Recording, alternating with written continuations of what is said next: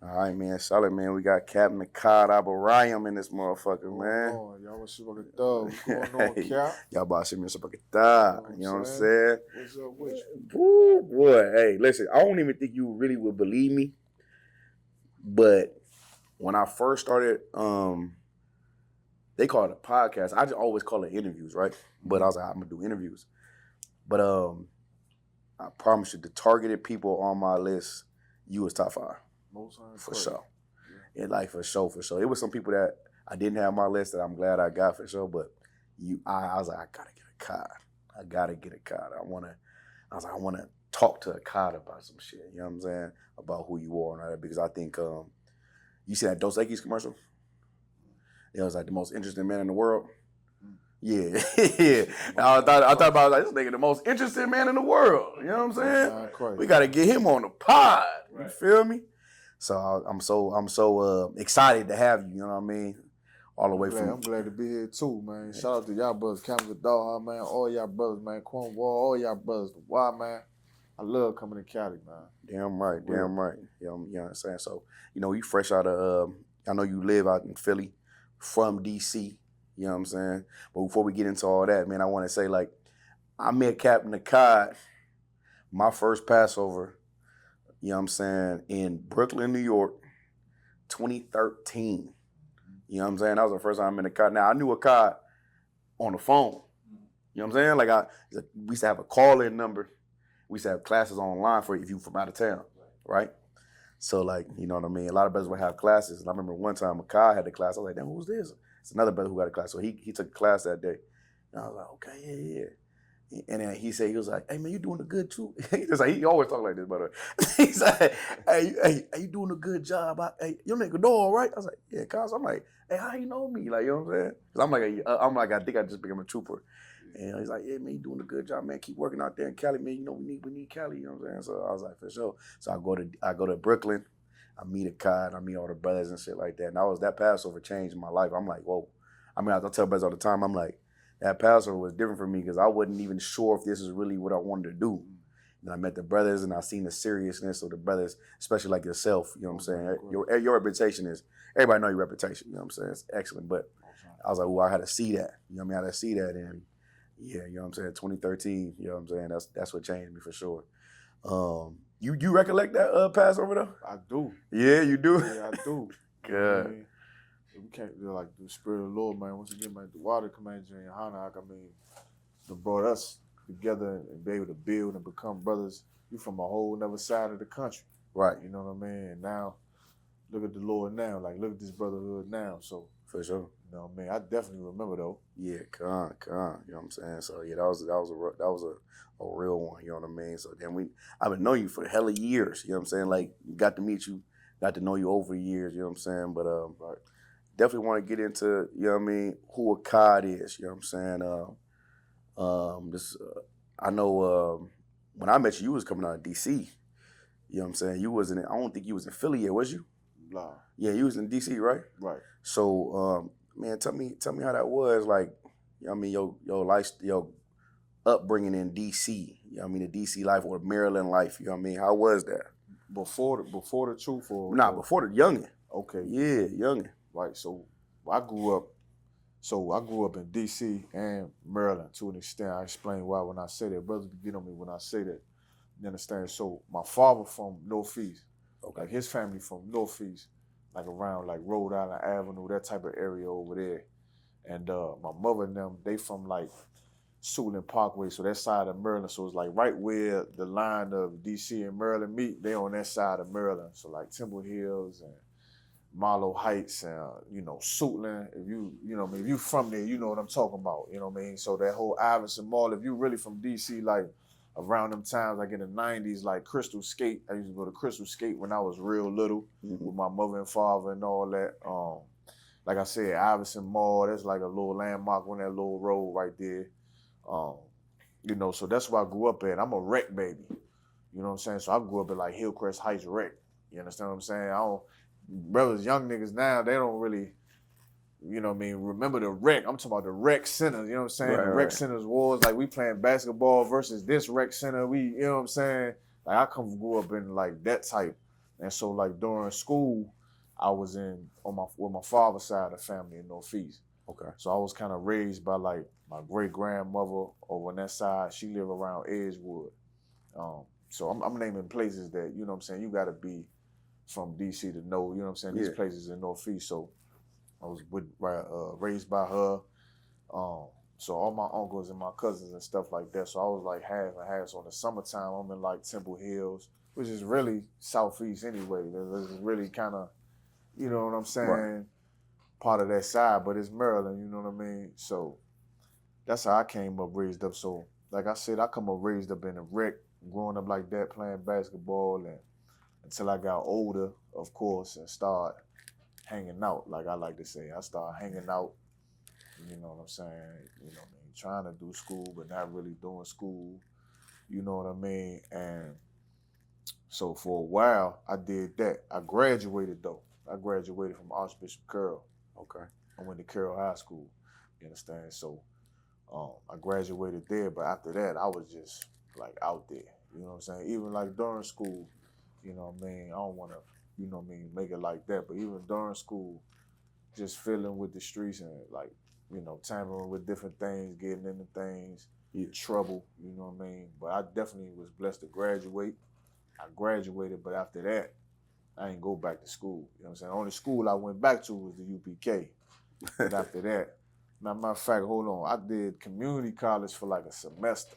Okay. But community college was too much like, it was too much like, you know what I mean, like apartment building. It was too much, it was too much easy. going on. So yeah, it was too much to get distracted. So I was definitely, I ain't go back to school after that. I mean, I did a semester, I dropped out of community college, and then when I say too easy, like I remember when I went to community college, I was like, ain't nobody even care that I'm here. Right. Like I can just leave. The teacher ain't gonna hit your mom or hit your parents.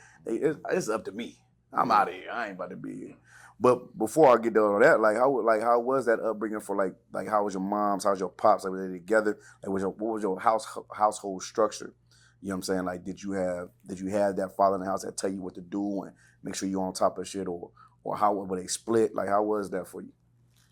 Yeah, so my family dynamic, you know what I mean, I had both parents, you know what I'm saying, thank the Most High, you know what I'm saying. I definitely want to give a shout out to my pop, you know what I mean, because I had a lot of friends who didn't have their father ain't stick around, of course, you know what I'm saying, or their father was locked up or something like that. So I do want to give that man credit, if he ever see this, you know what I mean, for at least sticking around with me, you know what I mean. But like any black family in America, you know what I'm saying, we had good days and we had bad days, you know what I mean. So it's you know what I mean, it's like a young black man in America living with a family without the truth, most importantly. My family did not have the truth, so you can imagine how that was. So it's just, you know, we had good days, we had bad days. Some days was really good, some days was really bad, you know what I mean. So, you know what I mean, I chalk it up to that, you know what I mean. But I want to say, once again, why I really truly appreciate this truth is because, you know, whatever good or bad days that we had in my family or whatever in that dynamic, the truth was able to give me a resolve as far as being able, like I take my father for example. Of course, like when you a young man and you growing up like that, and you know, families have their trials, of course. All families have their trials, you know what I mean? So we having our trials and things like that, but the truth was able to really help me start to look at my father as a brother first. Like as I became a man, I'm talking about as a man now, you know what I mean? When I was young, of course, I definitely didn't understand some things. I definitely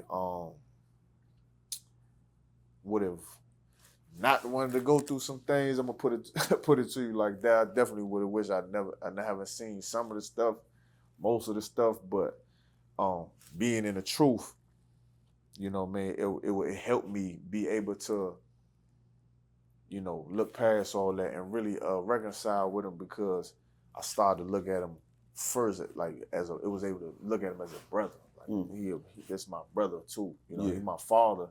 You know what I'm saying? He without the truth, but I got the truth now. Yeah. So it's like he my brother, you know what I'm saying? So in that aspect, you feel what I'm saying? So Right. you know what I mean? So I grew up like any family. We had good days. Like I said, man, I'm a wreck baby, man. I was really with my grandparents a lot too. Mm. You know what I'm saying? That's most important. Like I grew up a lot with my grandmothers, you know what I'm saying? Especially like my mother's mother, like on like I was telling you, like on that Temple Hill side, Yeah. you know what I'm saying? That Suitland Parkway side, that whole side over there. I was there a whole lot. But once again, that's where the wreck is at too. You know what I'm saying? Like my grandfather worked down there. So I was really like, I'm in there for free. I'm going behind the desk and, you know what I'm saying, with the staff. And, you know, that's how everybody, all the kids coming to the wreck know me because my grandfather working this joint. Right. You know what I mean? So, you know, I spend a lot of time with my grandmother. You know what I'm saying? My grandmother, my grandfather, a lot of time. You know what I mean? But that's how I grew up. I got you. So like you have siblings, brothers and sisters and stuff like that? Yeah, I got a little brother. You got a little brother? Yeah. Okay. And so like, you know, you coming up in Maryland, like what was like that life that you were seeing that you was like, oh yeah, I like that. I want to be a part of that. Or like what's the type of people you seen you was like, yeah, like these the type of cats like how I am. Like what was that like? So on the West Coast, you know, we got Crips and Bloods and shit Right. like that, right? Yeah. Now in Maryland, you don't necessarily got Crips and Blood, but you got gang members. Blocks. Yeah, you got they gangsters though, but they not Crips and Bloods per se. So like, what did you see? What was the thing like?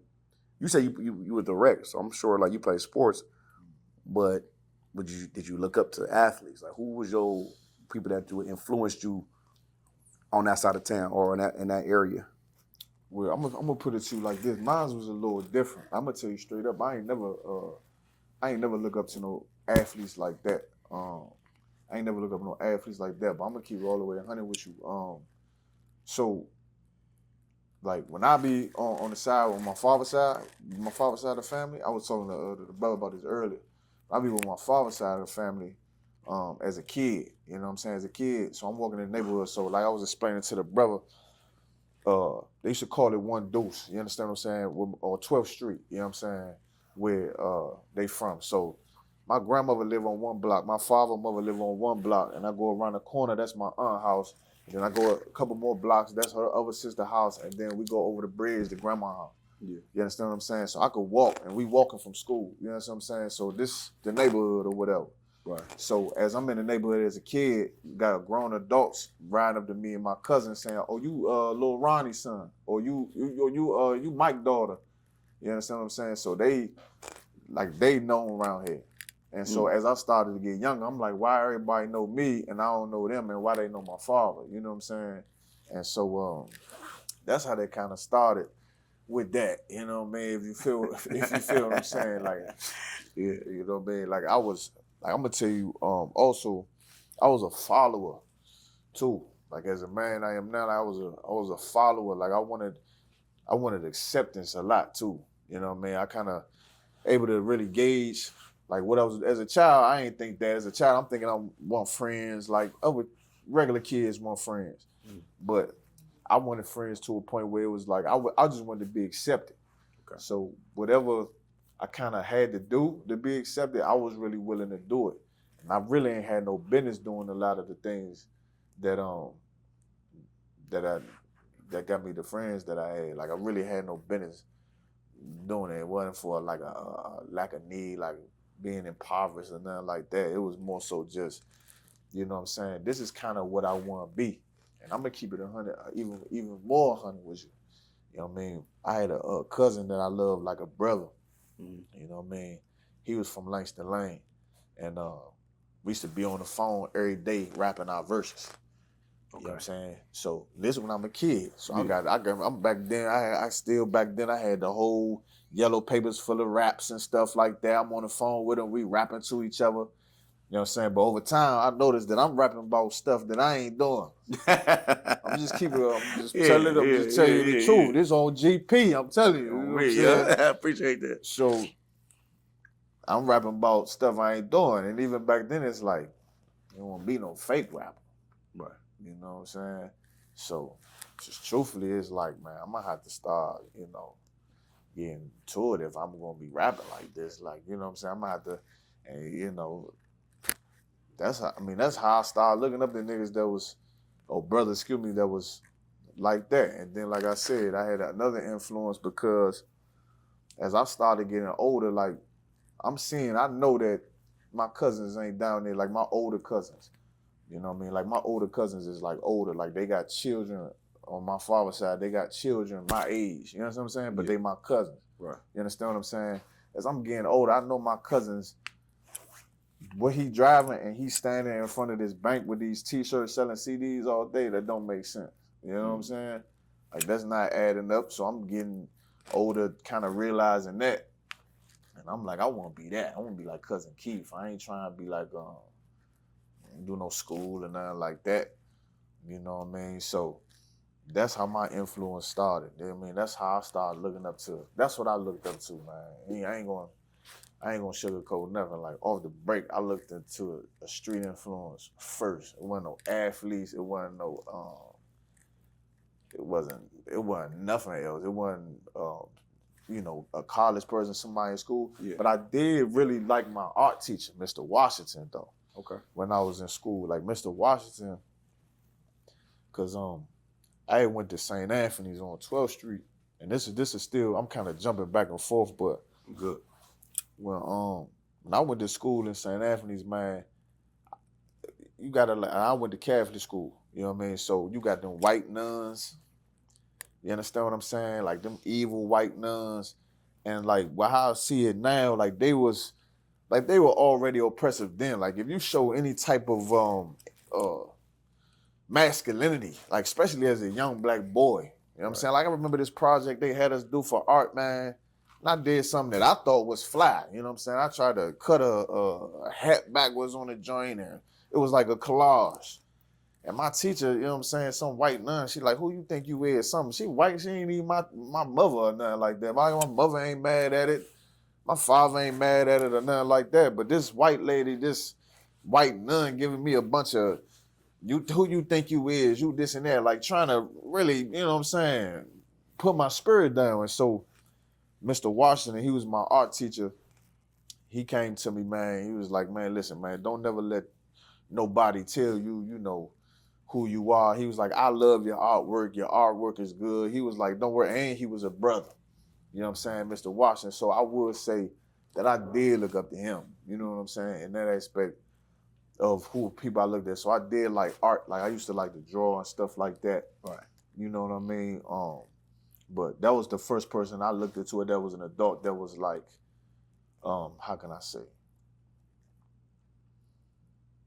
Like I like him as a person, like I would do what he would do. You know what I'm saying? Yeah. As far as that. But outside of that, as I got a little older, it just really wasn't going there because I was influenced by rap too a lot. Like I was definitely a very easily influenced individual. They call it impressionable. Yeah, I was very impressive. Yeah, impressionable.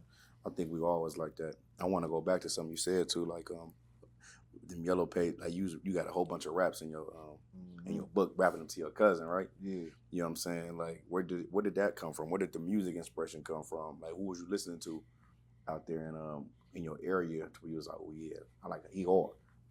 I like that. Or like wherever close around. But see, that's what I'm saying. I was impressed. I only wanted to rap because of him. Okay. You see what I'm saying? Your cousin rap. Yeah. I got you. That's how impressible I was. It was like he rapped, you know what I'm saying? And to an extent I looked up to my cousin. But it was because where he was from too though. I told you he from Langston Lane. You know what I'm saying? Langston Lane, you ask Soccer War when you bump into him, Langston Lane is a notorious spot out there. You know what I'm saying? So where he was from, I'm like, I want to be like him. You know what I'm saying? Going and hanging over his house and, you know, doing all that. You know what I'm saying? So when he wanted to rap, I want to rap now. We gonna rap. Now we rapping to each other. You know what I'm saying? And like I said, it's like I'm writing real raps now. I'm writing real raps. You know what I mean? Yeah. And it's like, you know. All right, so I'm gonna transition a little bit, right? Of course, I'm gonna say this, but then I'm gonna get into deeper a little later in the interview. But you have a song, and you was like, it's, all I wanted to be was a gangster, right? And you said you wish you would have filled up under Rob's wing. Is that the right board? Yeah, I said my life would have been different if I was under Rob's wing. Under Rob's wing. Yeah. Who's Rob? Rob is a cat from Northeast. He was just a brother. Like I said, I looked up to him. You know, fly cat. You know what I'm saying? Like, you know, when you around somebody that, like, I wasn't hating on him or nothing like that. It's just I looked up to him. You know what I'm saying? A couple of times he took favor to me. Yeah. He was just a cat that was in the neighborhood. Used to get the girls, you know what I'm saying? And then, you know, in DC, niggas wear dreads. Yeah. So he had the long dreads, you know what I'm saying? I'm trying to grow my dreads out, you know what I'm saying? And he hustling and he just, you know what I'm saying? And so sometimes he took me under his wing sometime, and he was like the cat that came around, everybody kind of fed off him. Yeah. You know what I'm saying? But I felt as though in that lyric that you asking me about, just to answer your question, I'd have probably went through,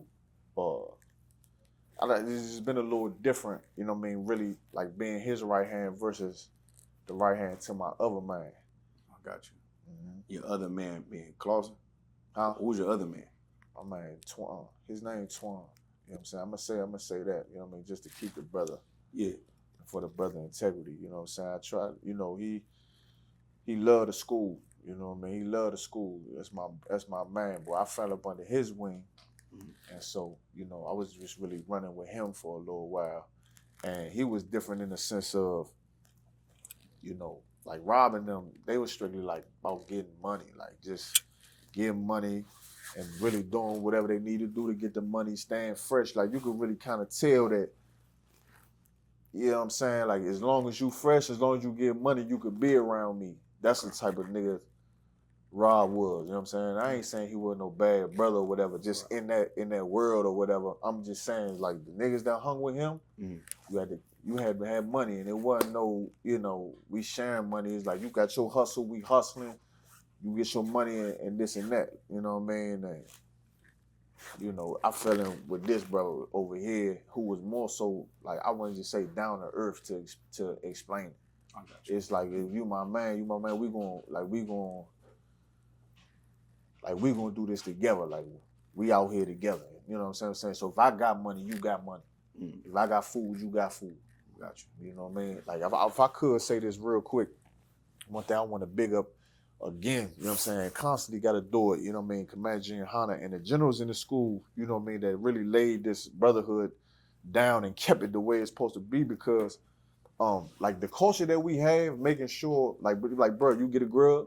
Yeah. Like, you hear that in here, you know what I'm saying? Like, you say, bro, you get a grub, you good? You need a grub? You know what I'm saying? Even how we say it. Like, you checking on him to make sure he got food, because I remember times where you would be outside all day with a nigga. I'm talking about outside all day with him. And when it's time to eat, he ain't split nothing with you. You know what I mean? I'm talking about, it's a whole circle of us. We all been outside doing the same thing all day. We all been in this hotel all day doing the same thing. But when it's time to eat, you know what I mean? The niggas go get more liquor and more cigarettes, and that's cool. But when it's time to eat, it ain't no, did you eat this and that? So it's a small thing. It might be small to some brothers. Like, some brothers might overlook it. But I know when I first started coming to the school, that's one thing that kept me. I was like, damn, like, they making sure I'm eating. You know what I mean? Like, that to me, like, it was things like that in the beginning that had me like, oh yeah, I could do this. Like, you know what I'm saying? They kind of just kept rooting me, kept drawing me. Because, you know, like, when you in the truth, you don't never stop learning, and you don't never stop growing. And that's why they say the scripture is manifold. Like, it don't never stop showing you that this where you supposed to be. So, like, in them early years, like, little things like that, I was like, damn. It just keep me coming around a little more. You know what I'm saying? The fact that they making sure you eat and stuff like that, because you with cats, they carrying guns, and, you know, we talking and stuff like that. But when it come down to it, you ain't getting one chicken wing off that joint. Not one. Yeah. You know what I mean? So, for sure. Yeah, so and that's how bruh was. Me and bruh, we had split a plate straight down the middle. You know what I'm saying? You know, man. So I rolled with him, and, you know, we took a little more favor with each other, and that's where that came from. You know, like, I love The Wire. I'm big on The Wire. I watched it multiple times. You know what I'm saying? And The Wire is based on DC and Baltimore, And so when I came into the truth and I got to learn my Baltimore and DC brothers, I'm like, man, y'all them. Like, I don't know what y'all. That's how I picture DC cats, like, you know what I'm saying, or Baltimore cats, just like that. Them niggas did a good job, because when I see y'all, I'm like, damn, these niggas act just like these niggas on The Wire. Would you say that was accurate?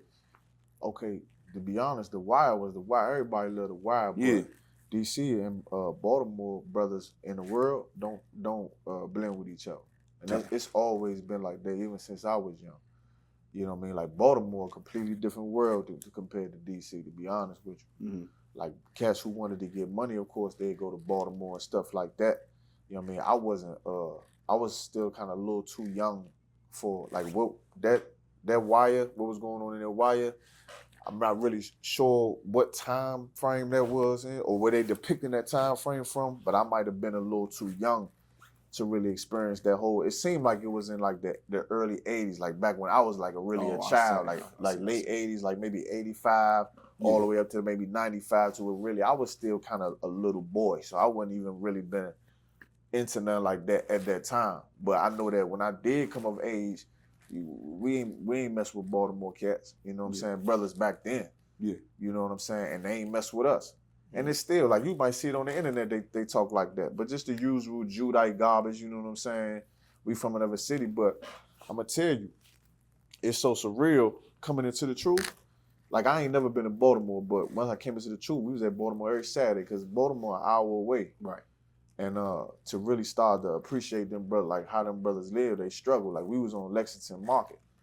You know what I mean? Yeah. So it was a whole different world. That was really the first place where I really seen like a heroin strip. Like, I done seen different strips and stuff like that got different, of course. Everybody has.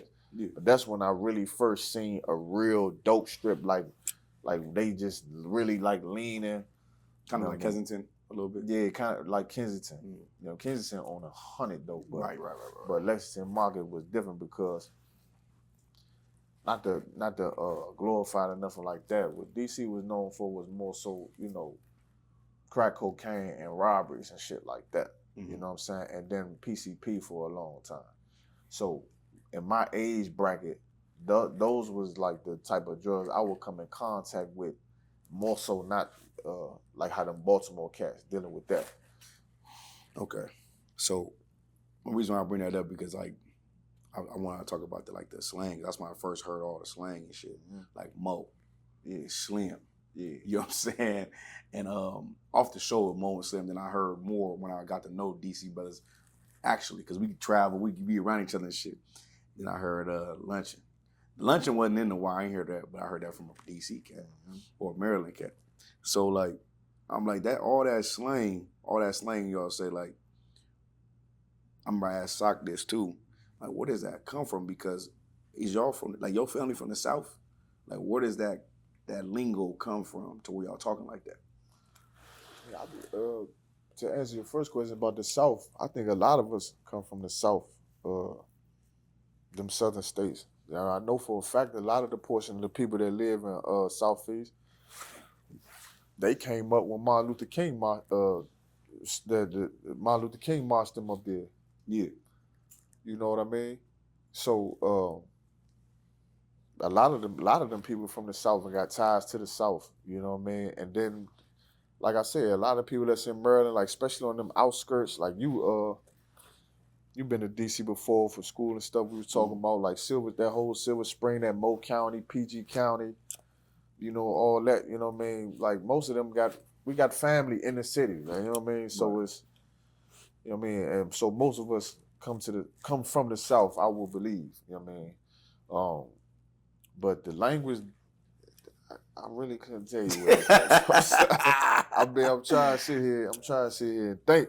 Yeah. But I really couldn't tell you. It's just something that we just, I mean, like every city got their lingo, you know, but I really wouldn't know where it came from. Because like y'all okay, do DC niggas, brothers, say the same thing like Baltimore as far as like that blue, like where that shit come from? Y'all sound like some French Judites.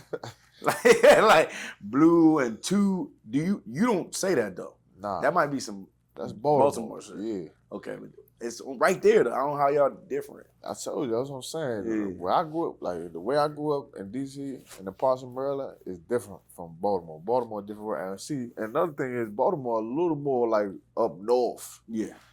They a little more closer up north. DC, you know what I'm saying? We more kind of southern, but once you get up to like that Baltimore, they're a little more close to up north, and you know what I mean? But I couldn't tell you the truth. I want to get back onto this to Twan and Rob, because through your music you brought up names, and I want to say this because I don't want to jump into it yet, because most of the time that brothers in the school got to know you was through your music. Mm-hmm. You know what I'm saying? I was telling you off camera, I was like, man, Cap, like people want to know who you are, because you know what I'm saying, and I don't want to offend by saying it, but like you like a robot in a sense. You feel me? Like you like, when I say robot, I mean you a soldier, you about your business. Now I know you, I've been around, we chop, you know what I'm saying? Motherfucker talk, but like some people don't get that privilege to come to you. They might be like intimidated to talk to you. I don't want to, might think you busy, you know. They want to have these questions for you, but it's like, not right now. Maybe I'll text them this on Messenger or something. Whatever, right? So like a lot of us got to know you through your music, and that's when you was kind of, I guess, your most open or vulnerable in your music, right? Yeah. So you brought up this brother named Clausen. Clausen? No, I don't know nobody named Clausen. What's his name? Clarkson. Clarkson? Clark? I think he one of your homies that passed away or something like that. And what song? That song y'all playing, that Only One? Yeah, was it the only one? He's like, I miss you. Yeah. Nah, that's a female. Oh shit. Okay. That's a female. That was a joint you had back in the day or something like that. I'm thinking it's your homie that died. Whole time it's a female. It's crazy. Okay. So that was one of your little, I hear you. Yeah, that was Shorty's last name I said. Oh, okay. God, all right, no sweat. So like, we would get to know you through your music and shit, right? And I'm like, damn, this nigga, like, you know, he, you know what I'm saying? Like, you really was like on some like, damn, like I know this nigga now. Like, and through his music, I know this shit. I remember being in Philly. I was in Philly. Man, I forget what year it was. 2013. No, it's probably 2014, 2015 though. And you had us. You told everybody to come to the studio. Do you remember this though? You shot the video. I forget what song it was though, man. We shot the video. About the Loyal to the King joint? No, yes, yeah. Loyal to the King. We all went up there. I'm this 2016 actually now. I think it's 20. I forget. We go up there. We like first day out of Hebrew Academy though. You know what I'm saying? Shout out to Ahchaad, Hebrew Academy instructor. You know what I'm saying? What year you take over on that? I know I assisted for 2014, and then I think 2016 I had operational command of it. So I think 2016. All right, I'm gonna get into all that too. So we go to the John, and and I only say John because I've been to Philly and I picked up that word. I love that word. So I say John there. You know what I'm saying? So we go up there. And you know, I think this is my first time. It's early of us really hearing your music though, like you doing this shit. You know what I'm saying? So we do shoot the video and shit. We come back down.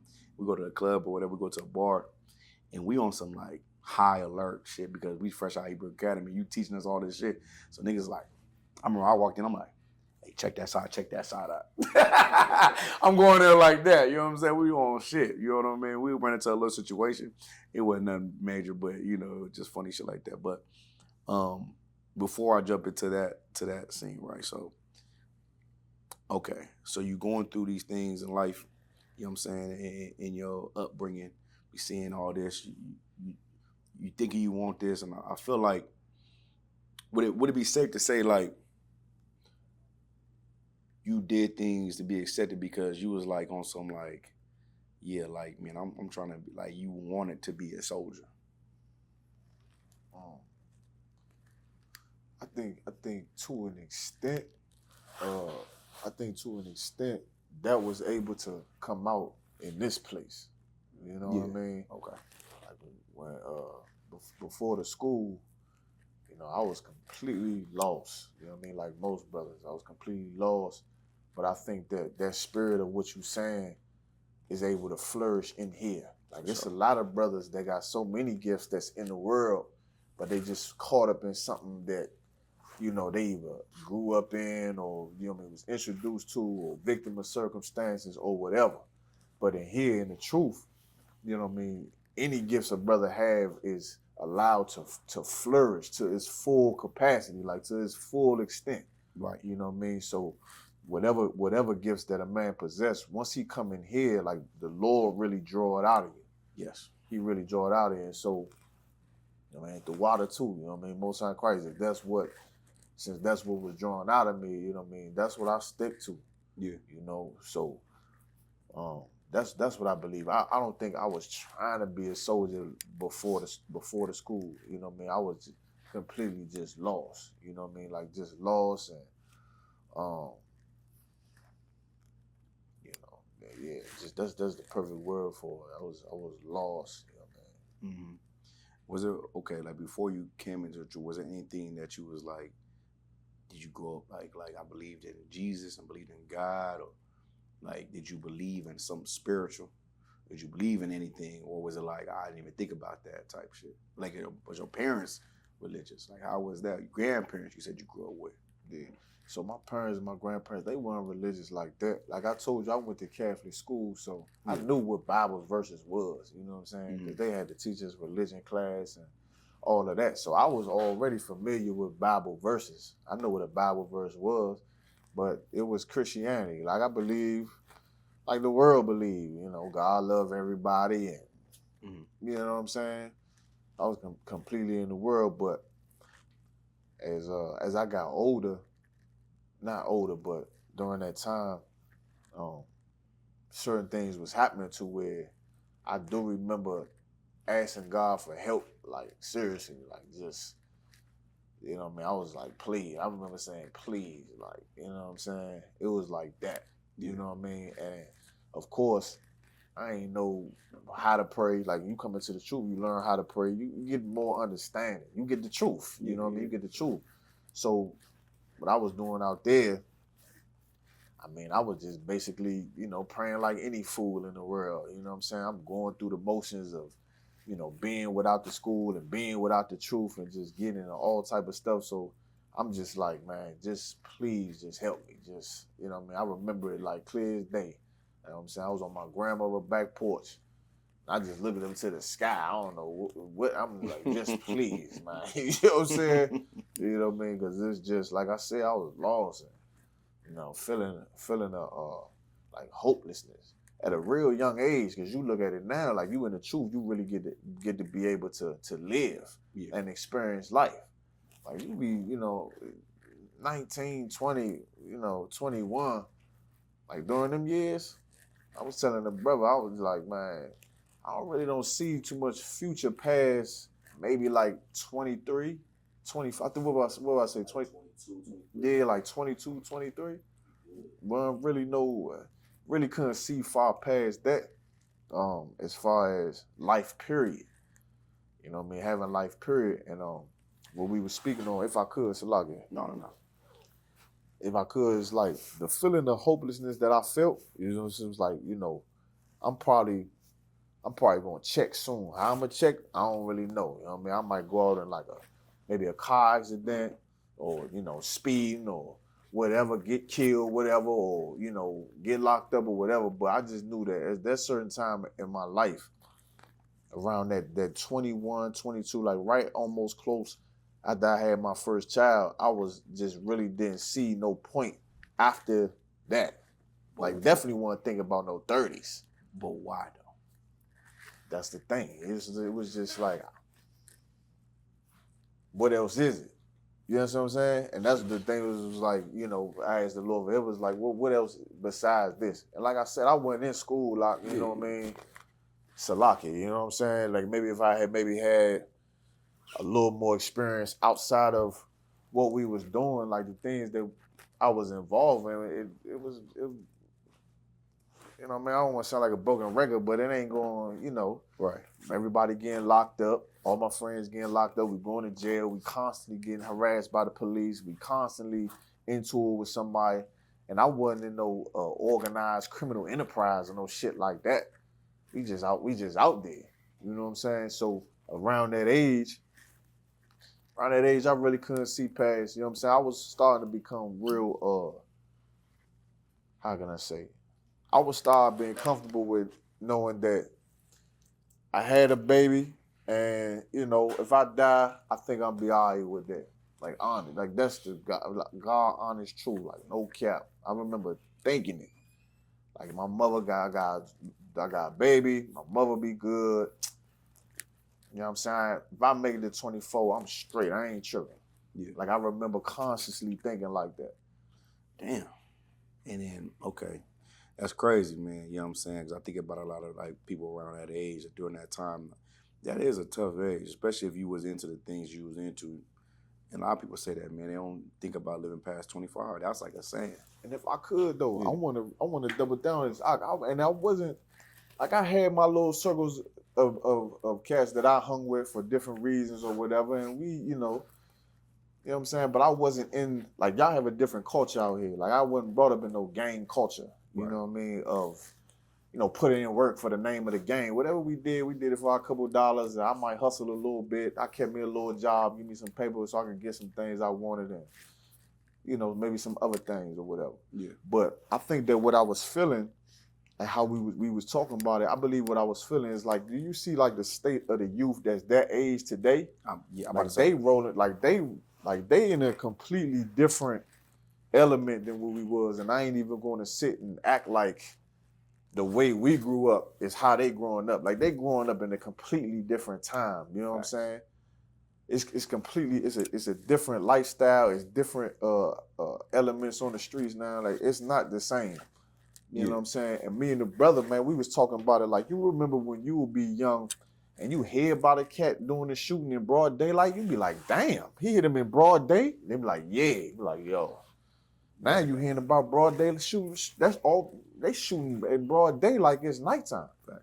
Like back when we was young, you know what I'm saying, or adolescents or whatever, man, you would rarely hear about cats really getting to it like that in broad day, man. Right. That shit, it was rare. So I think that what I was feeling, like the hopelessness I was feeling is living, I was feeling what's happening, like the increase in violence, and then seeing it too. Like I said, my closest friends, they getting shot, they going to jail or whatever the case may be, and I'm feeling it. I'm like, ain't no way I'm about to survive this.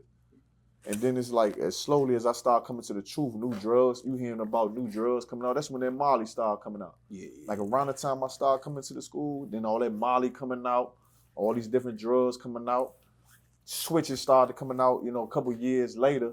We ain't had no switches. They gave us long choppers like this. Like, you know what I mean?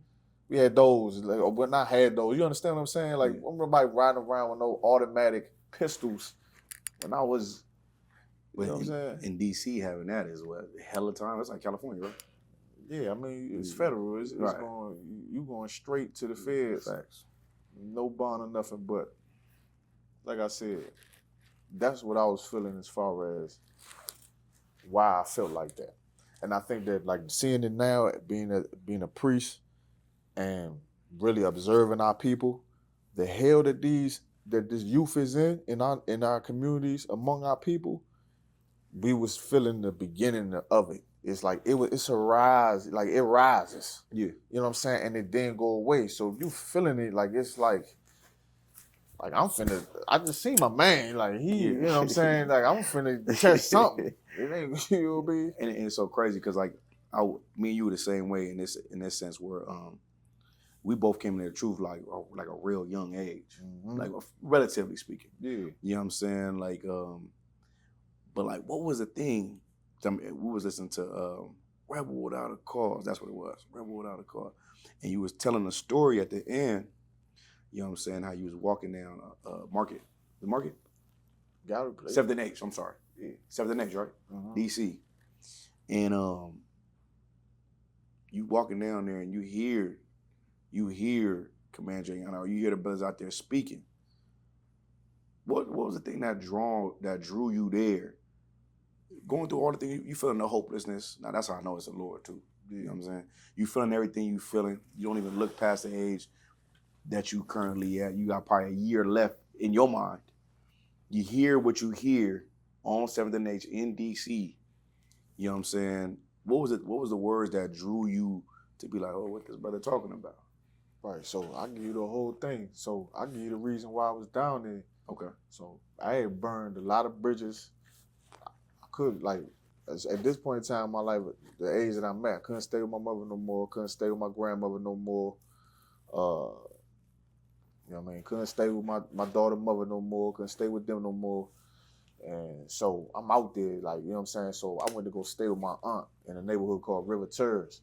Okay. River Terrace right off of Bennett Road. So you got to catch the X2 to get all the way back downtown. The X2 goes straight to Gallery Place where the camp at. So that's how I got there. So I'm living in River Terrace with my aunt. We go, and I get on the X2 to get back and forth because I'm still hopping on the train to go where I'm going and things like that.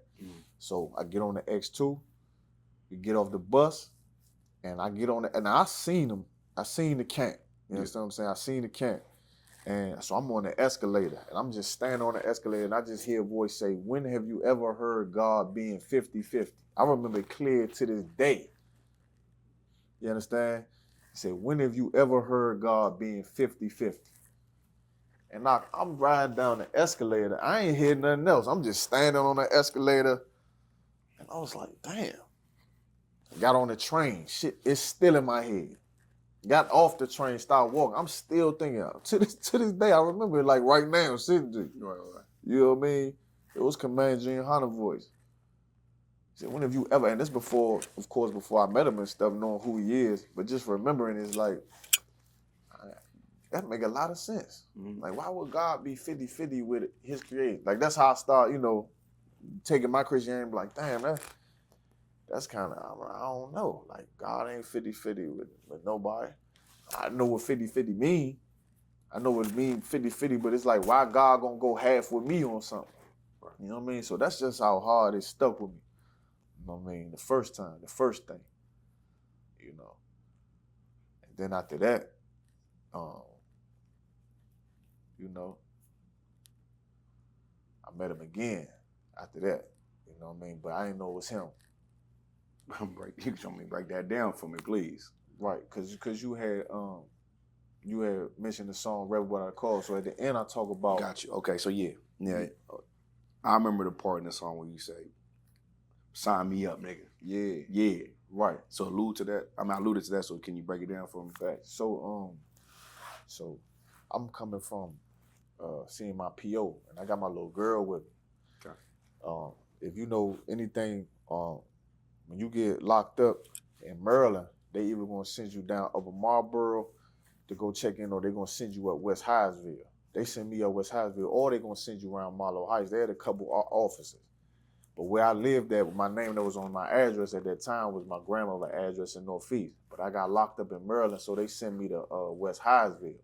West Hyattsville is where the school is at in D.C. You understand what I'm saying? It's in West Hyattsville. West Hyattsville is Maryland. Gotcha. You understand what I'm saying? But it's like a part of Maryland, once again, just on the outskirts of D.C., just on the other side, on the Northeast side. Okay. You understand? So I just came from seeing her, my PO, but I got my little girl with me. You understand? And I'm bringing Shorty with me to try to show my PO,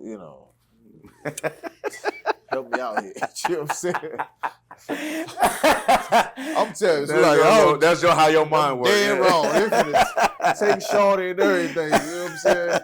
But help me out. But I was definitely, you know what I'm saying, was like on my last leg. Like I got her. I remember this clear as day. She in the back. She crying, she hungry, but I had got the flyer a while back. I had got the flyer, you understand what I'm saying, to the school. I got the flyer. So, of course you get the flyer, it take you some weeks or months for you to actually start really like looking into the information. So this is when they got the flyer. This is before the school really had a real online presence. So I wasn't online, so I got the address on the paper. And so after I seen my PO, I said, man, I'm going to just go look for this spot. You know what I'm saying? I'm going to just go look for this. So this is where I'm at.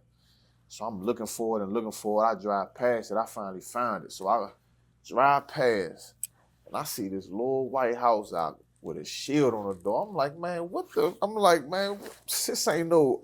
I'm like, this ain't no church. I'm like, I'm in the world. I'm thinking the joint. In the world, I'm thinking like outwardly apparent. I'm looking at this house. I'm like, this can't be it. So I drive past again. I'm like, this ain't it. I drive past this 3807 Allison Street. It's this little white house right here with this blue shield just hanging on the door. I'm like, man. So I park and shit, right? And I kind of just sit. I'm like, this some boat. Like, this ain't even, you know what I'm saying? Like, I'm just, Yeah. So I get out. I'm like, whatever, man. I get out. So I get my shorty out. I get out. And I walk to the door. I knock on the door. And first ain't nobody answer. I knock on the door again. Somebody said, who is it? I said, I'm trying to check into the classes. I'm trying to see about the school, the organization. He said, they not here. They downtown. I said, I'm trying to see about the classes. He said, they downtown. Like that. So I knock on again. I said, can you please open the door? He said, hold on. Like that. and so the door open. Imagine I open the door and shit. Oh, now shit. at this time, I don't know this. I don't know who Commander Gianna is. I'm just thinking this is a regular brother. You know what I'm saying? And so he let me in with my little girl and stuff like that. And he began telling me, I'm like, yeah. He like, yeah, man. You know what I'm saying. You come to class and they downstairs in the camp right now and such and such and such and such.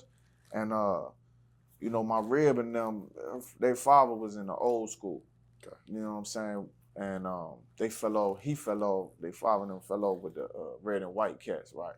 So as I'm trying to learn and stuff like that, because I had the flyer, so I'm trying to learn or whatever, and I told him, I said, well, what's up with the red and white cats, man? I was like, man, he said, I don't know what the fuck them niggas talking about up there. And I think, hey, listen, and once again, I don't know this Commander Gianna, but I think I pissed him off. He's like, yeah, but man, you come do your classes, man, and come on back, man. You know what I'm saying? He kind of started quick talking to me. I was like, well, I asked him a few more questions. And he was like, yeah, man, we take you up in the mountains, train you in hand-to-hand combat. I was like, oh, for real? He was like, yeah. I was like, all right, bet. I'm with that shit. I'm like, yeah, let's do that. And he was like, yeah, and then I left. And then just some weeks later, I found out who he was. I was like, oh, shit. You know what I'm saying? Like, that's how I came into school. I asked you about this shit probably 2-3 years ago or something like that. I'm like, hey, Cap, like, did you grow up like a boxer or something? You grew up fighting and stuff, man? You was like, nah, you learned that shit when you was in here. Yeah. That's true, right? Yeah.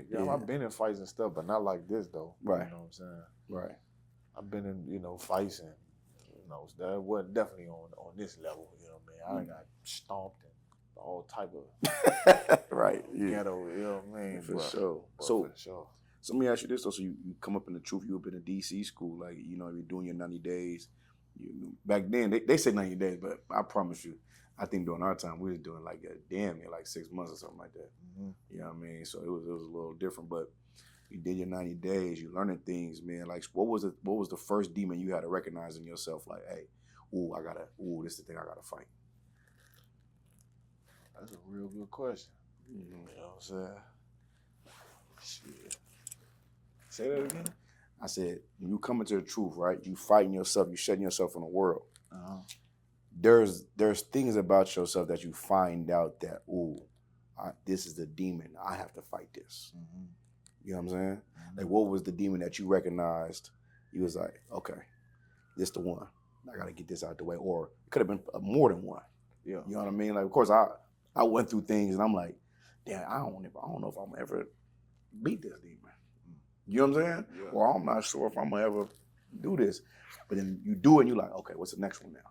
It's the next one. So what was your first one for brothers who come into the school and have to fight off their flesh and change for real? Mm-hmm. Well, the first one for me and the greatest one for me was alcoholism. Yeah. Like I started drinking probably when I was about 12, 13. And after that, it ain't getting no better. I'm talking about, you know what I mean? Like by the time I was probably 17 something, I was a full, we drinking fifths. It was a daily, all day thing. You know what I mean? Then you add that like drugs.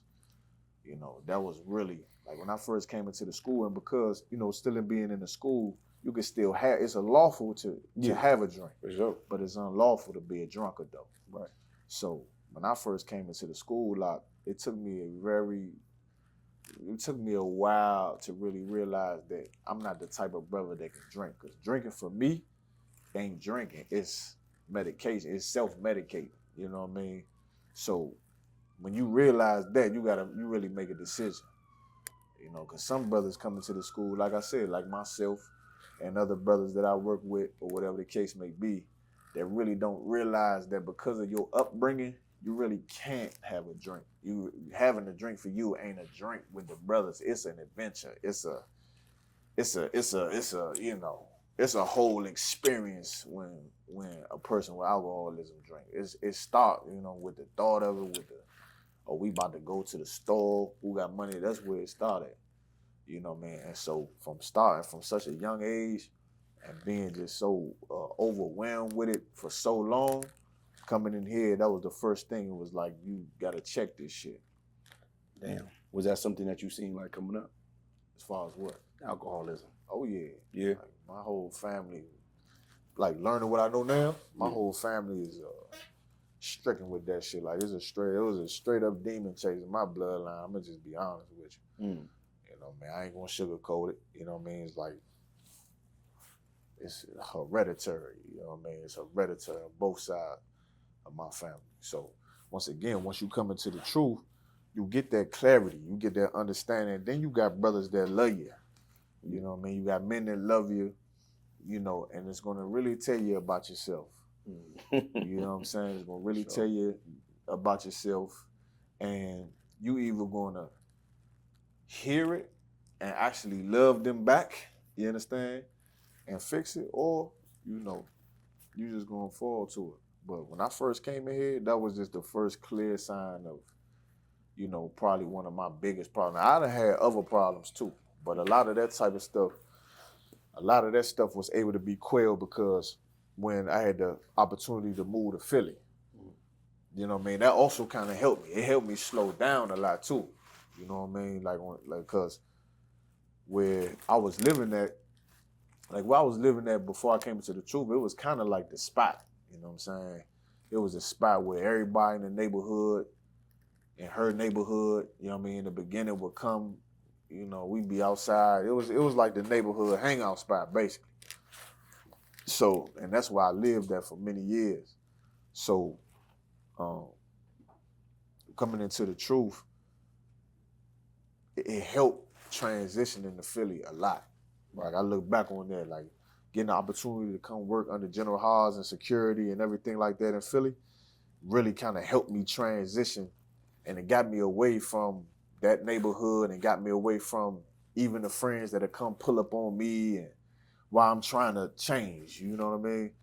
So that was good, but in the beginning, that was the major thing for me. You know what I'm saying?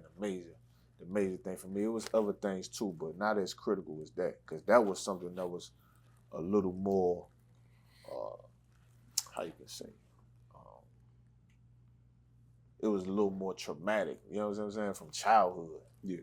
You know, in that type of sense. Yeah, I'm sure that you had to like dealing with that. You know what I mean? Of course, being in your position and knowing people. You know what I mean? Like you work in the department now. Yeah. You know what I'm saying? You help brothers like that. Right. Dealt with that situation. But I'm sure that was one of them things was like, yeah, like you had to do a deep dive on. Yeah, that's why if I could, so Oh, like, sure. I don't like to, but I'm telling you, I'm the best at it. I'm telling you. I mean, because I understand it. You understand? And the brothers that come in, you really, like, okay, any drug addiction a person have, you robbing yourself of real gratification from life.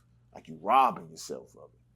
You know, and you're robbing yourself in such a way that, how can I say that? You could be doing so much more. Like, you think you're doing a lot. You think you know, you're doing something, but you could be doing so much more than what you're doing, because you really robbing yourself, and you robbing the Lord too.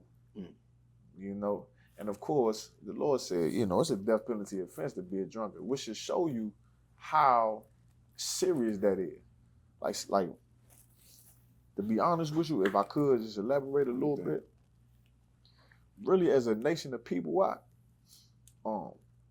we oversaturated with like the whole social type of drinking and in the world with drugs and stuff like that, because there's so much oppression. Like, you got to think, a nation of people, right, who have to build resources, have to build their own economy, have to strive for advances within that economy, meaning new developments in farming, new developments in housing and education, new technology and how we, budget and finance and things for a whole nation of people, right? Yeah.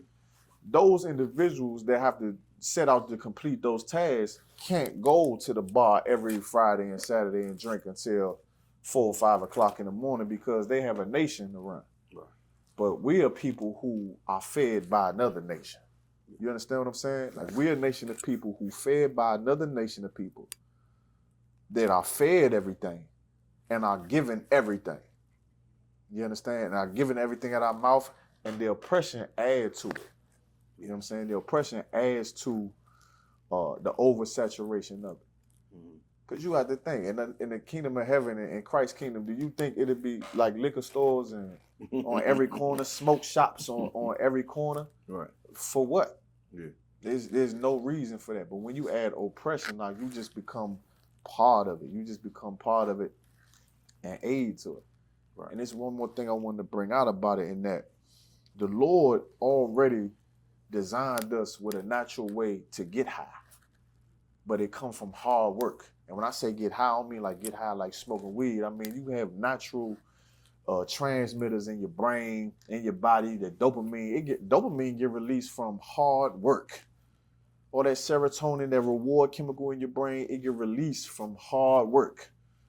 And to build a nation and to run a nation, to do certain things, to be able to thrive as a people, hard work will give us that gratification. But see, because we oppress, we abuse it. You abuse that reward chemical. Right. And now you need more of it to even feel some type of pleasure. Mm-hmm. You know what I mean? And that's what goes into what I was saying as far as how you rob yourself of like natural gratification out of life. Like, you rob yourself out of life. Like, you can have that same high you get, when the cat in the world, smoking weed or whatever the case may be. You get that same high by doing something as powerful, but it just take hard work. Yeah. It take hard work. It take effort. Right. You know what I mean? So I'm glad you said that, because you definitely one of the hardest working brothers I know in the school, for sure. You know what I'm saying? And I know you appreciate a lot of things too. And we be talking, and we just talking about how was your drive, because people don't know you drive from Philly to California. California, you about to drive to Texas. yeah. And then in conversation, you be like, "Yeah, man, I stopped and looked at the mountains." So like, my bad. No, but it's hilarious because I'm like, because you be breaking it down to me, and I'm like, you know what? I did look at some mountains a couple of years ago, and I did think it was beautiful, but I don't think. But how you break it down, how you were saying it, you're like, man, this shit was it's red, shit. Like, you know what I'm saying? Talking about the mountains. I'm like, damn, Captain, like he ain't just driving, you experiencing. You know what I'm saying? Good. I'm like, listen, man, the white man hiding the whole mountains from us, man. I'm dead serious, man. Slim Vicious, you want to hear some DC lingo? Slim Vicious with that shit. He hiding whole mountains, he hiding the whole deserts from people out. You know what I'm saying? It don't make no sense. Like, I'm riding through that shit, man. It's like, I'm thinking, I'm like, this can't be America. It ain't no way this is America. It ain't no way this is America. Like, I'm talking about some shit you would see on National Geographic. Like, I'm just riding past it, and the so-called white man, he done made his nice little community right at the foot of the mountain in the lower valley, just off in the cut. You gotta drive 2 hours just to even see. Right. Just to even see what he got going on. Like, where they got those snow getaways where you can do the skiing and stuff like that. That's where they at. For sure. And then it's like they making so much money because you look at the type of cars that's in the developments. It's Tesla, this, BMW, that, high end. So they getting money sitting out there. Brand new condominiums they building at the foot of this whole mountain that you ain't never seen, man. And then got the nerve to say, our Hispanic brothers don't deserve to be here. Like excuse me, Salaki, my bad, brother. Good. My apologies. Like, brother, it's enough land and resources for everybody on the earth to survive. And I'm gonna tell you how much it is too, right? It's so much land and resources that he can't even steal it all. He can't even steal it all. But what he could do is put a price that you would never afford on it, right, and keep you away from it. Because it's no way that he can steal it all. It's just too much. Okay. So instead, he resorts to killing you, creating laws where he could just freely kill you or arrest you and deport you and split up your family. Right. You understand? Now you're on alcoholism. Now you done lost your family. You're robbed. You're getting deported back. Now you going to get a drink. Now you alcohol. You ain't looking for no mountains. You know what I mean? Now you are an addict. You know what I mean? You've been so depressed and beat down in the powder. You ain't even looking for, a mountain or understanding why it's so much land or nothing. Your eyes ain't even open to it no more because we so destroyed. Right. But he for sure, I'm talking about, man, valleys, vast things you see on the plane. Yeah. You ride on the plane, you look down on the plane, that really exists. They ain't just on the plane. It's in real life. It's empty. That's it, and it's empty. It's empty. Like you imagine, in those deserts and stuff, like between here and Arizona and Utah and Colorado and all that, it's just tons and tons of desert. So of course, it's oil out there. Yeah. There's tons of oil and tons of natural gas and all type of minerals that he just ain't got the manpower to just rob it all. If he did, he'd steal it all. You understand? Yeah. But the Lord that made it so vast to where he can't. But he's such a devil and a beast, he just makes sure you couldn't get it anyway. You know what I mean? He just makes sure that you can't get your hands on it. You're never going to be able to pay $3 million. Then he going to tax you for it. Then he going to tax you for it. They're going to tax you for the resource rights and the natural gas rights. He going to tax you for it. He going to rob you even if you can afford it. Something that's so free and so abundant. Right. And the white man is the devil. For sure. All right, so you coming up in the DC school, you learn the truth. You know what I'm saying? You learn the truth. You bring yourself into it. You fighting off whatever demons to make yourself perfect, right? We trying what it is striving for perfection here until you perfect all the way. You know what I'm saying? And like, if you could tell a brother who's coming up, you know what I'm saying, from a trooper in the world, young officer, whatever, what would be some like advice you would give them? Because like, like I remember Jeremiah teaching this, and I took it, and he was like, man, listen, he's like, we not Christian. This shit ain't gonna happen overnight. Right. You know what I'm saying? And you have to fight yourself every day. Jeremiah used to tell me that shit all the time. Mm-hmm. But Jeremiah said it in class one time, and he said, you're gonna fight yourself every day. Every day. And he was like, yeah, because you a person, you allow yourself excuses. He just like cut me, right? He's like, you allow yourself excuses. You can make mistakes. That's you allow mistakes to you. You know what I'm saying? So like, I remember him saying that. I'm like, damn, why you saying that for? Like, you know what I'm saying? Like, but really he was trying to tell you like, man, stop feeling sorry for yourself and like, man up. Mm-hmm. Like, do it. You know what I'm saying? Like, do this shit. What would you tell a young brother who's coming up like, hey man, this is how you need to be. This is what we look for. This is how you should be. You know what I'm saying? How would you break it down for him? Well, it's heavy. What I would tell him is the weakness you having with fighting every day is really self-doubt that you not enough. You understand? And this is what I mean by that. Meaning the Lord looked down on you and gave you mercy for you to come in here and to receive something that the rest of this world do not have.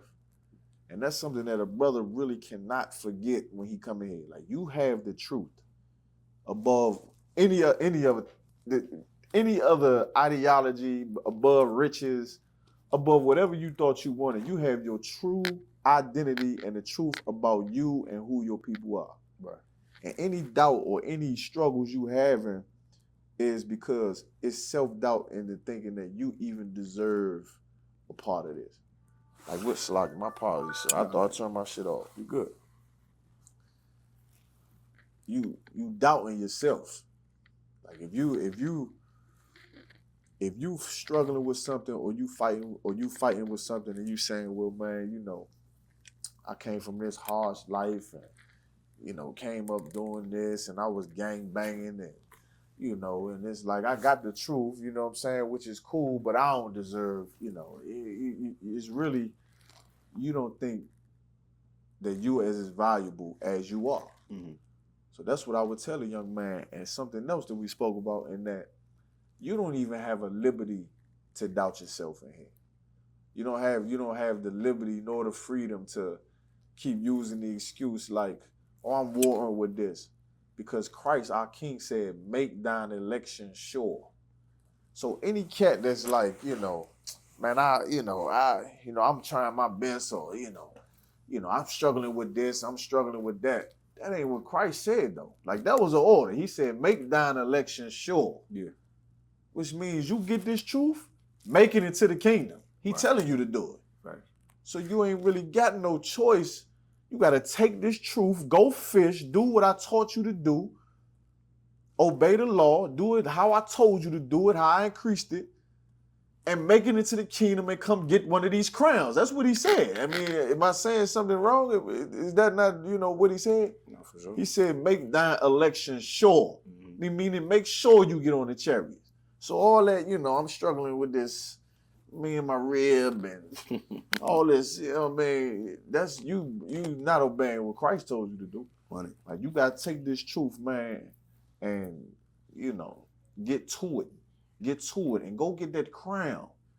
And go get that crown. Like any doubt that come into your mind, like, I don't deserve that. I don't deserve that. I don't, like you start to doubt, like, man, I ain't even gonna live to see that.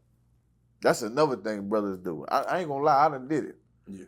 Like I ain't gonna live to see. Like this kingdom of heaven for my children, man. Ain't no way. That's a demon. That's a demon. And that's perfect. That's a perfect segue because, Ahchaad Abraham means 144,000, right? Most High, right. Yeah, I was righteously jealous of your name. And then we shortened it and said Ahchaad because you the one. Most High, correct. One of my favorite bars you said. He said, "I'm the one eating cookies with the oracle." I said, "Damn, that's hard as hell." I said, I got moving the camera. I need to sit my ass still. No, man. I said, how I put my name in a rap and make it sound that hard? God damn. No, that was cold though. You know what I'm saying? So making your election sure is making sure you the 144,000. That's it. You know what I'm saying? Like the name I have, I gotta live up to that name. Sure. And in no means, saying what a carnal man would think. I'm saying some simple cat, but not saying that you are, of course. I'm just saying in general. You know what I mean? But a lot of brothers, when we get the names we get in the school, you to live up to them names. For sure. You to live up to them. God. So like I was telling you off camera, you got many hats, man. You know what I'm saying? We got a Hebrew Academy instructor. And then like, you know what I mean? You traveling. I said, man, kind of a nomad. You know what I mean? All over the damn place. You know what I'm saying? Right. Is nomad a derogatory term? That just means you just be traveling, right? Yeah, okay. So you a nomad. I mean, I was telling you last time you was here like 2 weeks ago. And I was like, he was in damn near Bahamas. I think you went back to Philly.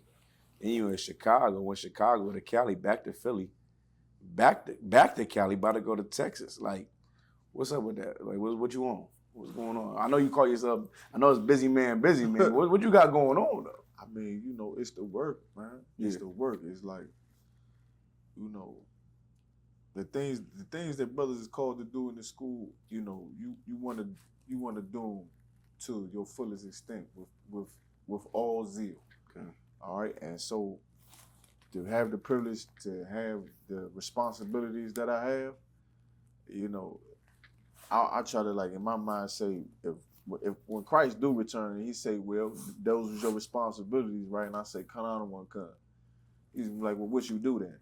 Show me what you did with it. Like, what, bring your pennies here. Yeah. Put forth your work, what you do. And it's like, sometimes in my mind, I done turned this shit off 8 times. You can take this out in the back or something. My bad out. Good, it was good. As long as it ain't nobody else's fault. No, my bad. And it's sometimes in my mind I say,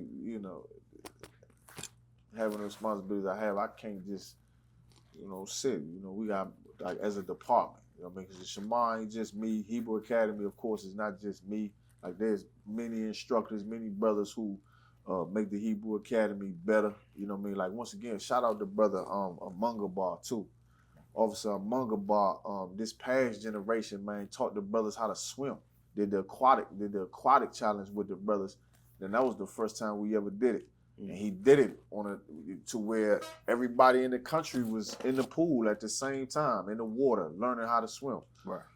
Big shout out to Officer Tazadak out in Houston, who did the showing brothers how to find different materials out in the woods and in nature to be able to create fires and learn how to read directions and read the compass and everything like that. So it's many brothers who of course, very, very important in the department, in the Hebrew Academy. You have to remember, come on, Jim Muhammad, man. I mean, he's the, come on, you know what I'm saying? He really the one in charge. I mean, you know what I'm saying? So, man, as well as the Shamar, like, we all called to protect each other. For sure. But in every department, somebody got an answer for it. And I'm so glad you said it, man. I love that because, like, I tell the brothers, I'm glad Ahchaad on our team, man, for sure. Ahchaad, cold nigga, man, for sure. Cold brother. And I mean, you said in one of your songs too, talking about Joe Muhammad. You was like, I ain't trying to impress nobody but Muhammad. For real. Yeah. Now that was hard though, because I know what General Muhammad means to the school for sure. You know what I'm saying? And how cold he is. When I say cold, I mean like how cold he break down the scripture, how cold his counsel is. He a gangster, like. You know what I'm saying? He a general, but you know what I mean. Right. You feel me? How he is. You know what I'm saying? Like, I know, like, you are for sure DC, but when you got up in the Philly, you know what I'm saying, you fell up, under Command Gianna, but definitely working close with General Muhammad, man. Like, how was that experience? I know you worked with General Oz too, with the Shamor, but how was that experience with General Muhammad coming up and learning, working close and learning, and you know what I mean, and picking up the things that, he was teaching you.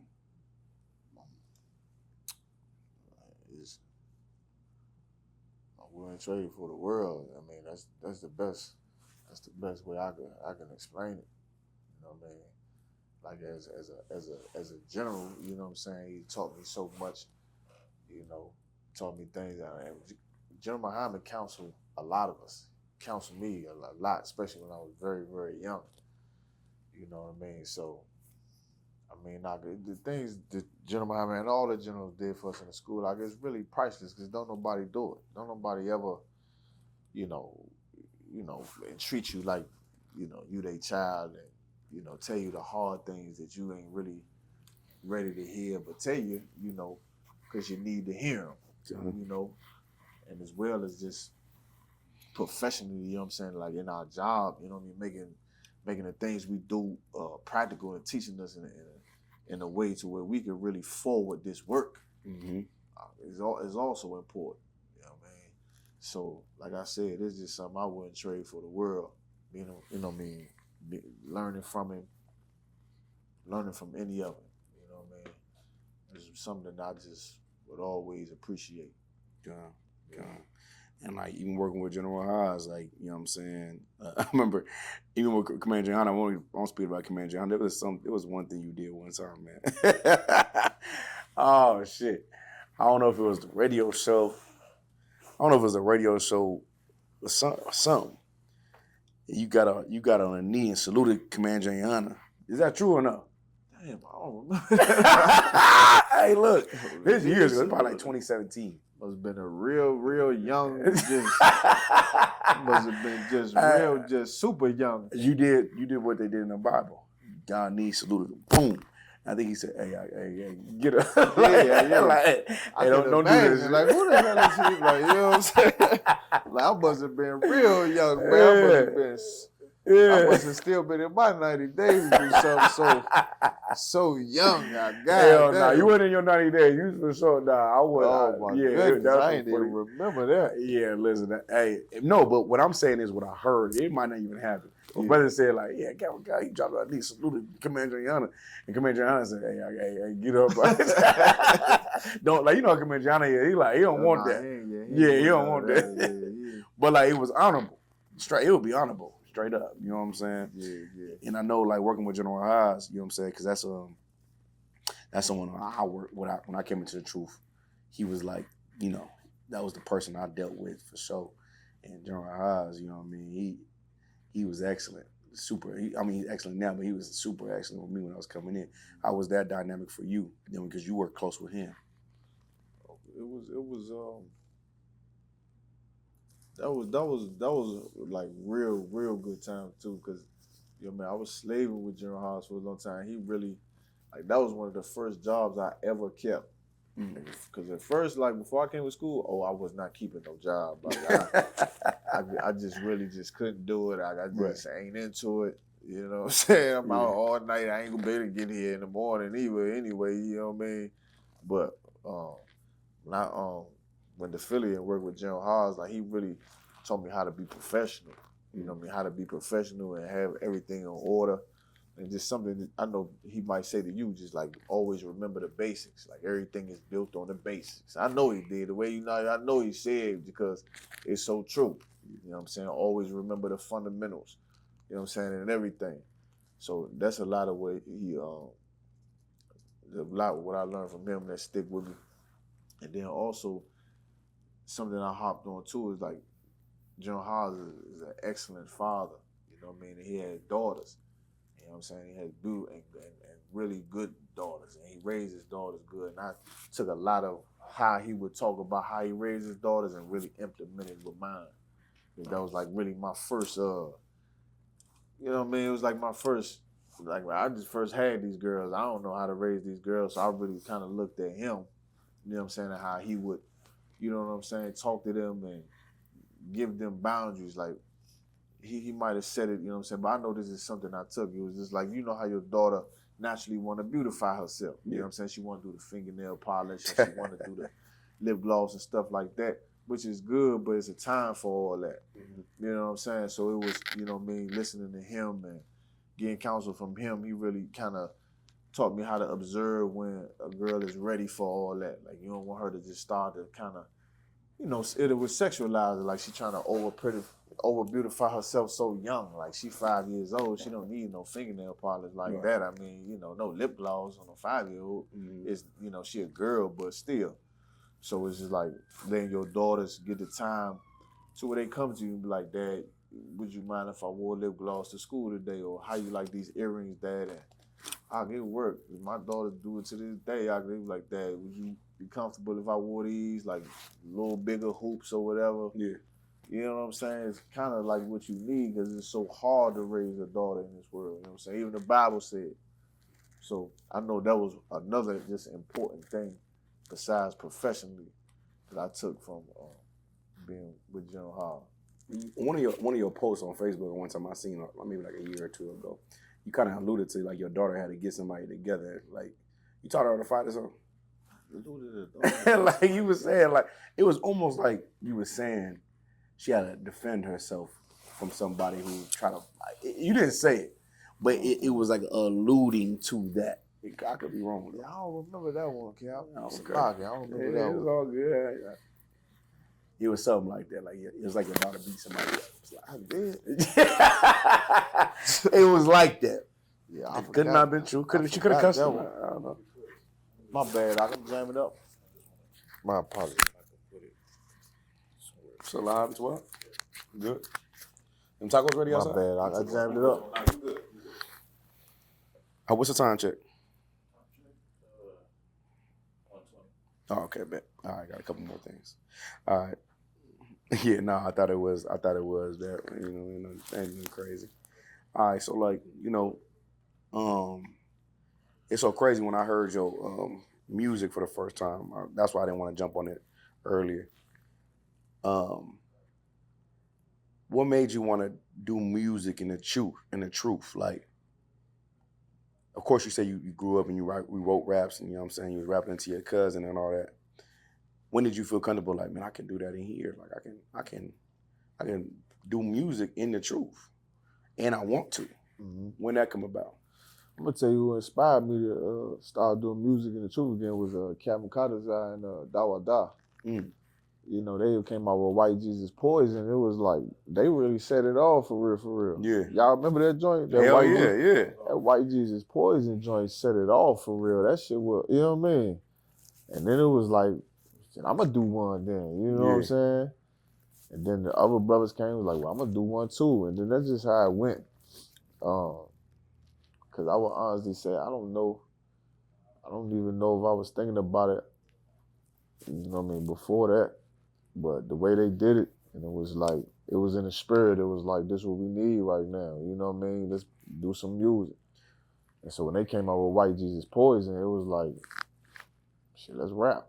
It was funny for a lot of people out of town who don't get to be around you and know you like that. Like I was saying earlier, that's how we got to get to know you through the music. You know what I'm saying? Get through the music and shit. And like, man, you probably dropped a song, and niggas, that first song, whatever song it was it wasn't Loyal to the King? Yeah, Loyal to the King. Oh, it was? Yeah. Shit, okay. Loyal to the King was hard. But you know, niggas like, that's one hard song, I don't know if he can do it again. Then you dropped another hard song. And then you just kept dropping bangers. And I was like, oh, this nigga the coldest nigga in this motherfucker. You know what I'm saying? Like, I remember he did that Fall on him. That was like a Hebrew Academy joint. Crazy. Yeah. You know what I'm saying? Like my personal favorite is Blood Oath, though. We was playing that shit before we got on an interview. And like the way you can express it on some like in the truth, because I wish I could rap, because I was like, that's how I would rap, in my mind at least, you feel me? Like, that's how I say, because that's cold, because I felt it. That shit gave me chills, you know what I'm saying? When you talk about, like, you said in Blood Off, you was like, man, like, you were saying, man, this ain't the life, what'd you say?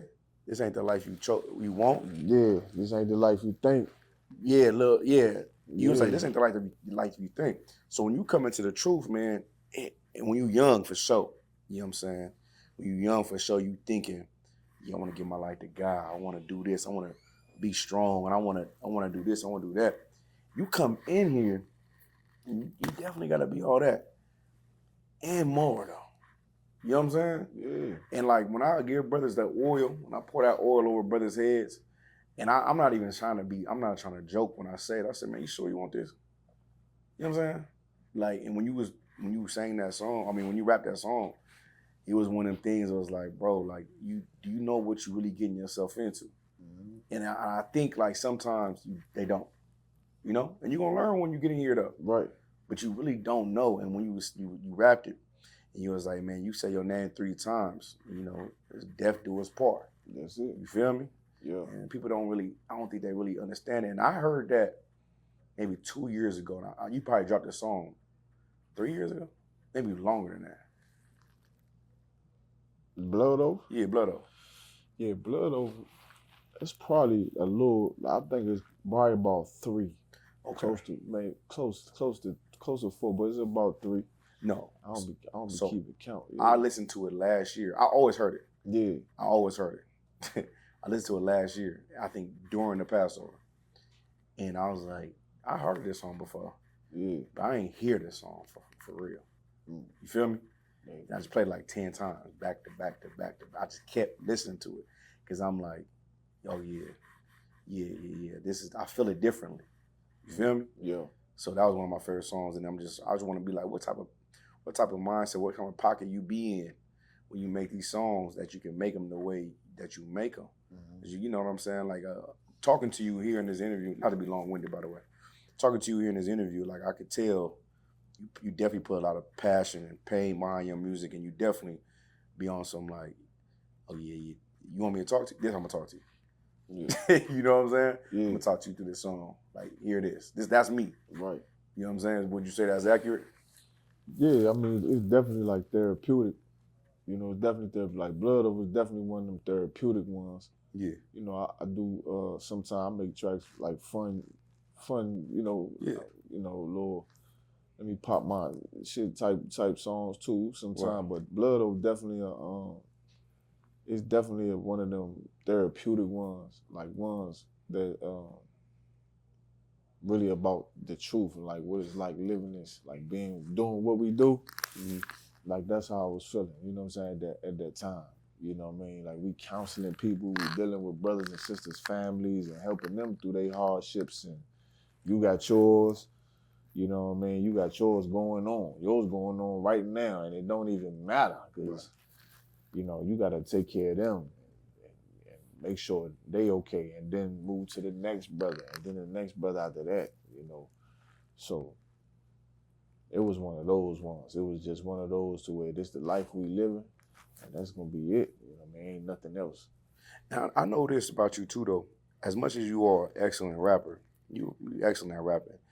And I feel like when you rap, though, it's like, yeah, I'm gonna rap right now, and then it's like, I ain't about to rap right now. There's too much shit going on. Yeah. You do that too, right? That sound crazy. Yeah. Like, do you ever feel like, all right, this ain't the time to rap right now? Yeah, I do. Like Okay. sometimes I feel like that. I do. You know what I mean? Like you definitely kind of gauged me right. I think the brothers know too. You know what I mean? There's a lot of brothers know. You know, we talk about music. You know what I'm saying? Sometimes I'll be like, you know, let's do it and stuff like that, man. But I got tons of councils come out with tons of brothers' music, man. I'm supposed to be doing tons of brothers' music. I'm gonna do it. You know what I mean? I hope brothers don't take it the wrong way or anything like that. But definitely, the truth come first, man. The truth come first, man. Whatever we got going on in here to forward the school and any orders that come down, this will come first. Because without this, I mean, what we rapping about? It ain't even, you know what I mean? We only here able to rap because we got this school. Right. So if we don't have the school, I mean, we ain't no party. It ain't nothing.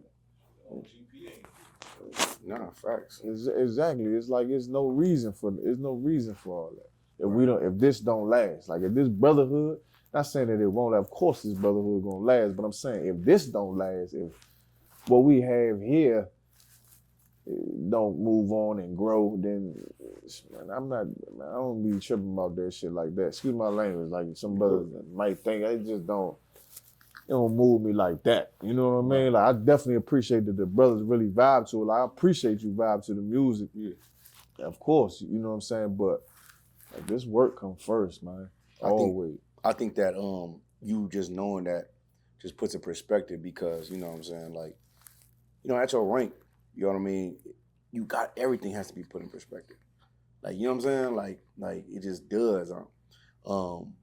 The seriousness of the work, the seriousness of the brotherhood, the seriousness of the school, your personal work that you do in the school that people don't know, shit you do that no one sees. You know what I'm saying? They don't really understand that because they were like, damn, drop some music.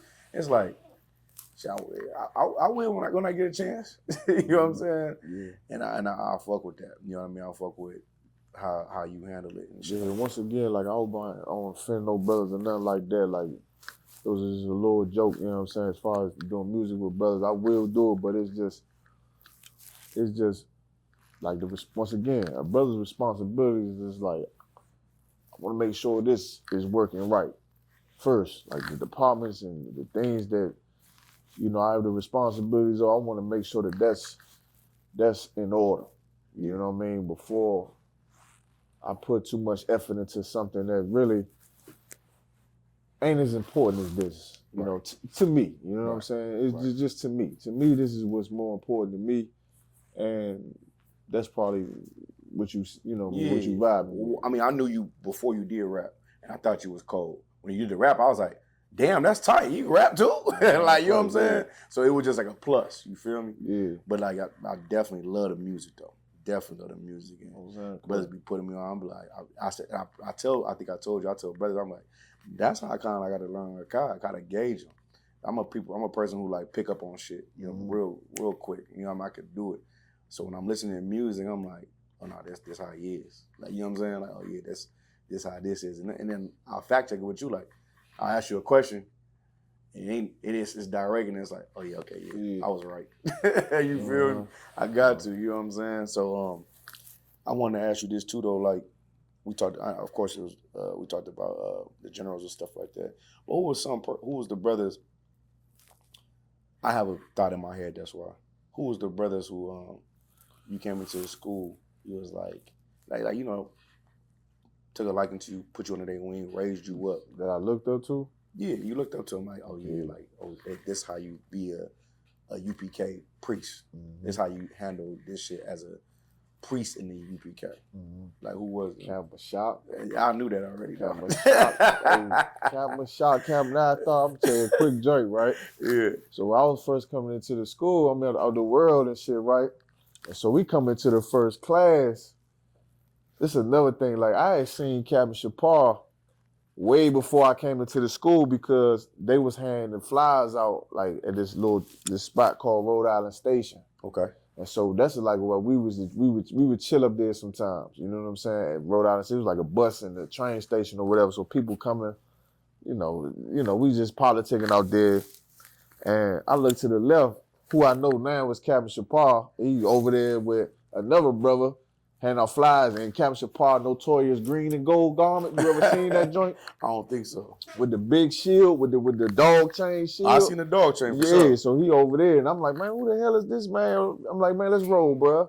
But when I first come to class, we sitting down in front of the class, and this Captain Shamar in there, he got like this big bed, right? And the incense and smoke is like going through his bed, and I'm looking at him and shit. I'm like, man.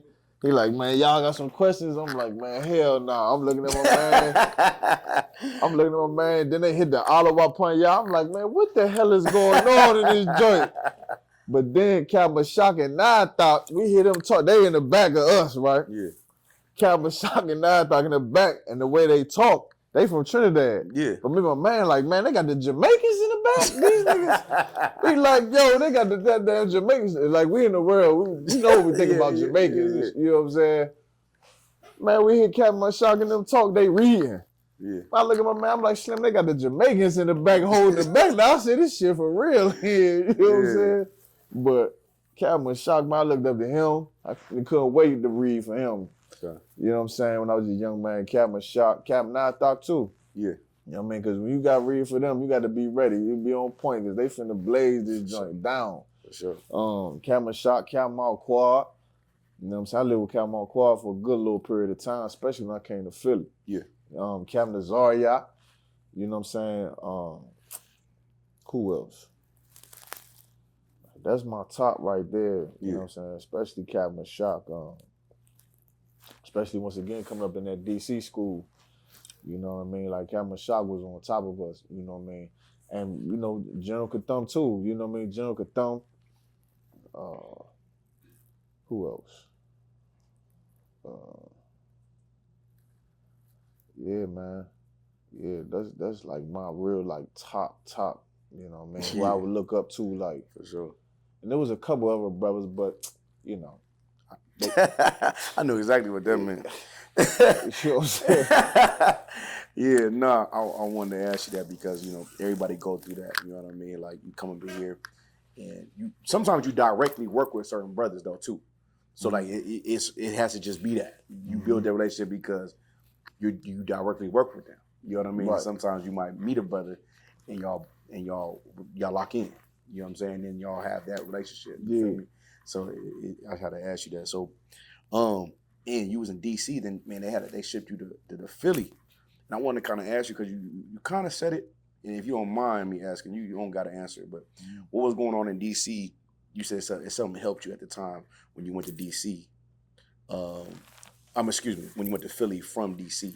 Like I would, I'm gonna give you a prime example. You know what I'm saying? Officer to come out, you can ask him.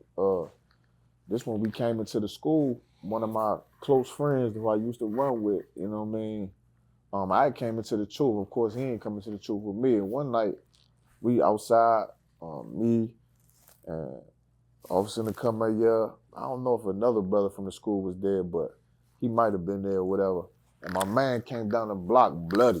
I'm talking about bloody like I'm talking about hell in a cell bloody. Mm. You know what I mean? And he like hold on his waist. I'm like, what's up with you? So I woke up on him because I thought he had a gun, you know what I'm saying? But he had like a knife or something, you know what I mean? Like he was trying to defend himself. I thought he was about to do something to us for some reason. But like the whole thing was like, it was a little while. Me and him been out of touch for a little while because like I said, I came into the school. Right.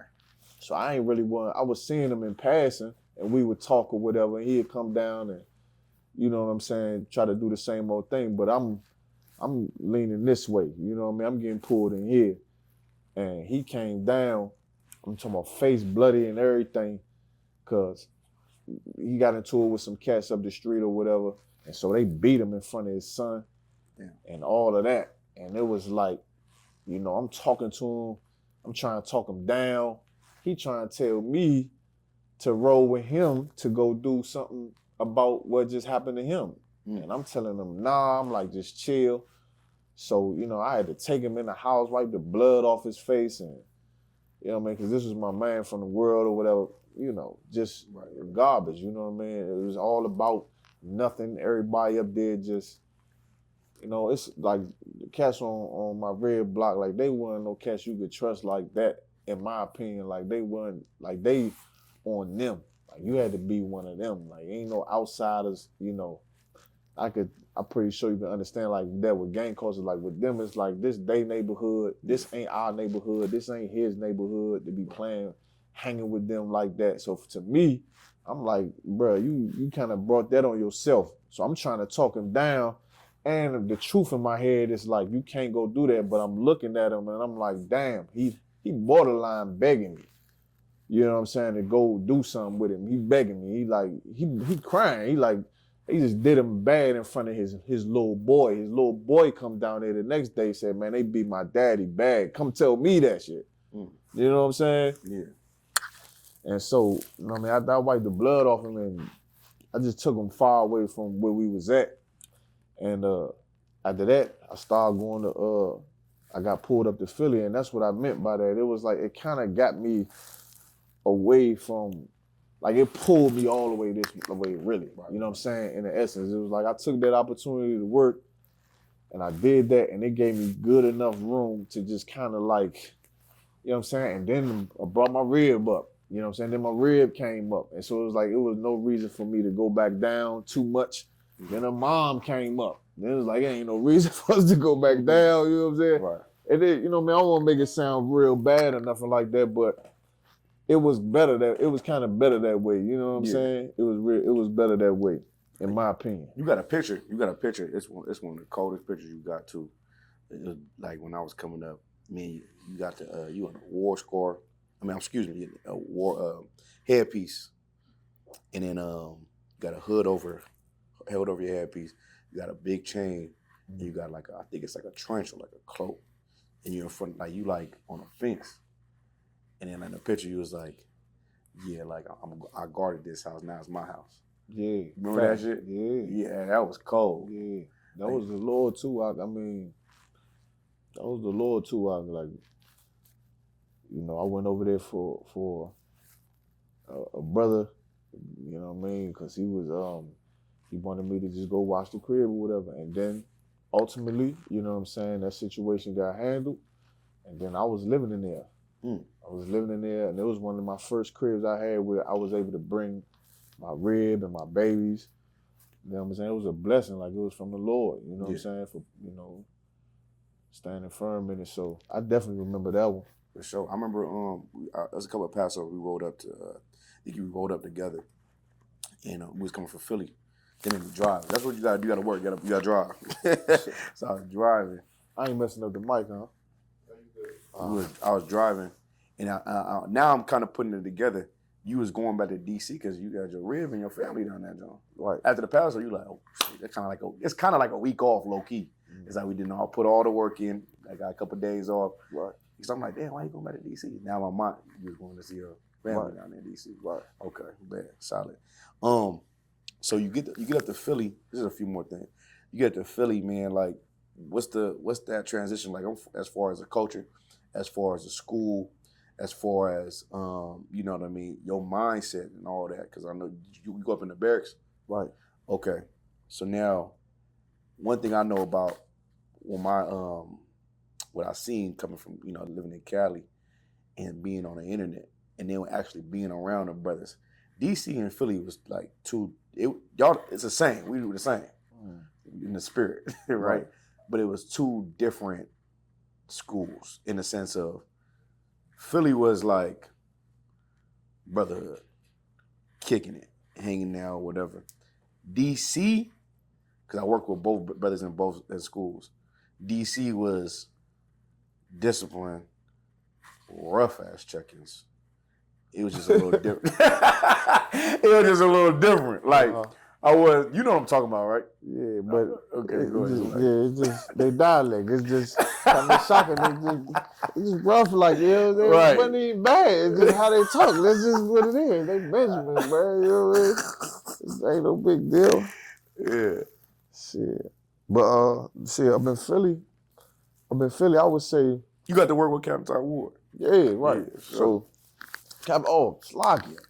Captain Ty, man, how could I forget, man? Yes. Definitely looked up to him, especially during my Hebrew Academy generation. Yeah. That's when him and Captain Azar, y'all had stood in front of the them GMS cats. Oh yeah. And he moved the cat hand. I don't know how I forgot that Shalagi Cap, man. You know, Captain Ty, that's big brother right there. Yeah. So, I knew I was gonna bring it up like this because I was like, I know. Yeah, he had got raised up at my Hebrew Academy, so I remember that clear as day as well. To 10,000, right? I believe so. Yeah, I think it was 10,000. Captain Ty. So I would say like being in Philly and DC prepared me for Philly. I'm gonna say it like that. DC prepared me for Philly, because in Philly we was working out, like, you know what I mean. We was working, man, in Philly, man, and the camps we was going to in Philly. You know, it was some good times. It was some good times, and then also too, like when we was making preparations to do things like the Passover and stuff like that. Even some of y'all brothers, when y'all come into the town, y'all be placed into the work, like moving we would build the podium back then. You know what I'm saying? So we had to transport it, put it in the trucks. We was doing a lot of that, loading it. I think after your Passover, man, you carried it down the steps. Yeah. No, it was me and the coming young. Then I had to come back and then carry with you. Yeah, I remember that. So you know, it was a lot of that early in the beginning. You know, man. Then orders, and then we had to fill abundance. The Lord had blessed us with the fill abundance, so we doing the food run. Like now, the Lord done grew that into tons of different food programs all across the world now. Really. You know what I mean? So we was doing that, and then once again rolling with Captain Alcohoad a lot, and Captain Shamar. You know, Captain Shamar too. You know what I'm saying? So, and then another thing about Captain Shamar, I looked up to him too, but he ran that barracks though. You know what I'm saying? Like he the one that kind of in that barracks. You know what I'm saying? It was, you know, you got them chores, you got, you know what I'm saying? So Captain Shamar definitely added to me as well, like all the brothers do. You know what I mean? Sure. And that's what General Muhammad and all the generals teach us is like, you can't be in the truth by yourself. You in the truth, you somewhere on the weekend, it's just you, your rib, and that's it. You ain't in the truth. You in the truth when you around brothers, and you all working together. Sure. You understand? You all working together for one focus, for one goal. That's being in the truth, man. Not being by yourself with who you choose to be with and all that, you know. But yeah, man, DC made me Philly ready, man. Hell yeah. I want to go into the Shamar department real quick because you're the head of the Shamar department as well in the school. Man, like, you take that shit.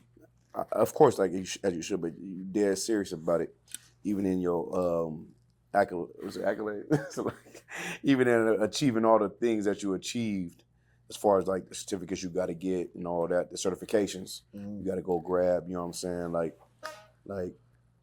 what's your mindset of being on that type of time? Like, hey man, like if I'm gonna be a Shamar, I'm gonna do it this way. Now, I remember General Haas for sure was the head of Shamar. He passed it down, you know what I mean? But he trained you. Right. You know what I'm saying? Trained you in that thing. You know, General House got every damn thing. You Right. feel me? So, you know what I mean? What was the seriousness behind how you had to approach it? Like, and your seriousness of training other brothers who if something happens in North Dakota, you gotta stand in for that. Right. So like, you know what I mean? How do you even pick these brothers and go about them? Like, hey, yeah, this brother need to be in charge here. This brother, how you do all these things? I mean, well, I think it's just like in any department. You find what brother is good at. This brother right here, man, always playing the DJ. Every time I see him, he got it running. Ain't never no issues. Ain't never no problems. You got this brother right here running the cameras and the angles and the perspectives and stuff like that. So in any department, it's the same. Like you find a brother in this particular zone that got this attribute that he already naturally expressing. Like we already early talked about that. Like you coming to truth with a gift, with a certain spirit and a certain vibe on you, the Lord gonna bring it out. He gonna bring it to the forefront for the men above him to say, this the man you want on this. This the man you want on that. Mm-hmm. So it's the same. You know what I mean? It's the same. Like different brothers in different zones, they just naturally got the zeal. Yeah. You know what I mean? It's on them. Mm-hmm. You know, but definitely, you know, it just comes down to, like we talked about, General Haas always say, remember the basics, the fundamentals. You build it. That's what you building on. So all the bells and whistles that come later, they really just built on the foundation, the basics. Yeah. You know what I mean? So just sticking to those basics, because with security, with the Shamar, it's not so much, how can I say this? Meaning, it got to be practical. You know what I mean? It's not, you know, we ain't, you know, running and kicking down doors and clearing rooms and all of that, man. We just going, when that door open and it's shut, you going to put the deadbolt back on it and lock it. For sure. All right? And watch them cameras. You know, like it's not, you know, it's not exciting. It ain't, it's a job like anything. Right. And when you're doing your job, ain't nothing happening. Right. There's no excitement. And that's how you know you're doing a good job. It ain't no excitement. Okay. You know what I'm saying? That's how you know everything's fine. When everybody that's how you know you're running doing a around, good job. and, you know what I'm saying? Somebody ain't do what they supposed to do. Somebody done left the door open, or, you know, what the hell is going on? I got a couple of things, man. Brother, you know, I ain't going to say everything, but a couple of brothers tell me, I got two funny stories. Because brothers, they love working with you, right? Because it's like they in a different mindset. They're like, oh, yeah, there's some shit. I remember brother came to me. He was like, yeah, man, Captain Ahchaad told me. He go, hey, hey, go grab that AR-15, man, and run across the field and hit that roof and just scope it out, just make sure it's good. I'm like, what the fuck y'all got going on in the Shamor department? Hey, cut that out. Hey, put that in there. Hey, so like, my bad though. You know, he's securing a location and shit like that. And another brother told me, he was like, man, you went to one of the camp leaders, and he was like, hey, how can I get to this roof? I just gotta check everything. You know what I mean? Squaring it off. You sweep everything. You order me, or you send brothers to sweep shit and all that. And I look at it. I'm like, oh yeah, we safe. You know what I'm saying? Like we good. You know what I'm saying? So it just like, you know what I mean? That department is different because you look about it, it's just men standing in a place. Right. But it's not that though. It's way more than that. You feel me? Mm-hmm. And it's the man who is actually staying in place too. You know what I'm saying? So yeah, it's just, you know. And every time I'm with you, I remember last night, you know what I mean? We go to a little spot. You like, yeah, they security trash, you know. They security garbage, you know what I mean? Yeah, so they need a little help over there. Yeah, they need a little help for sure. Yeah. Okay, yeah. All right, for sure. I have one more. So, you know what I'm saying? Like, I was thinking about a precept when you was talking, and earlier in the conversation, you was talking about the hopelessness you felt. Mm-hmm. You know what I'm saying? And not thinking about, you know, what's next in life. You know what I mean? You're like, damn, I'm cool. I had a kid, and people be cool and all that. And, you know what I'm saying? And this precept works for all of us because, you know, same way. You know what I mean? But there's a precept talking about how you would lose your life so you can find your life. I'm paraphrasing. Right. You know what I'm saying? and you lost your old life and you found your new life, because I could tell from your working, and you post, but you don't even post everything you do like that. You feel me? But I know you working. I know you moving. I know you doing something. So I can imagine all the experiences you have in your time in the truth. You know what I'm saying? Mm-hmm. In the places you've been, the people you met. And you was talking about earlier how that probably, you never even fathomed that before. Right. You know what I'm saying? Like, if you could speak to that, like, you didn't learn so much. And I'm sure you speak even differently than you used to speak in. You know what I'm saying? You articulate yourself differently. Right. Because I know, matter of fact, let me let you answer that, and I'm going to say something after that. It's like, So the question you're saying is the transition, how I felt at first compared to what I experience now. Like, what is that like? Or? Yeah, the question is like, when you went from one place of thinking you had hopelessness, right, to the place where you won't even think about that because there's so much work to be done in all the things you're doing. Yeah. You know what I'm saying? Right. The experience you have now, you know what I'm saying? Like, how do you process that? You're like, damn, is that crazy to you even? Oh, no, most definitely. Most definitely. If that's what you're saying. I mean, I can't. Imagine how took the brothers, man, to the UK, man. You remember when we went with the brothers to all the brothers that went on that trip? I mean, bro, we in that damn castle out there. You know what I'm saying? In garments and with brothers from a whole nother side of the world. Like, you know, it's the same scripture where St. Paul said, I wish my brothers was a curse. You know what I'm saying? Because brothers that's in the world, like, if they can only imagine what we doing here, man, they can only imagine and then really understand the gratification of what we doing. Mm-hmm. Meaning, we talked about this a little earlier, like with the truth in the spirit of Christ, what we doing, like, we are creating a world where our people matter the most. Correct. You understand? With Blacks, Hispanics, and Native American Indians matter the most. It's the most important above all things. Because out there, we don't mean nothing. While we surrounded by other nations where they matter the most. Right.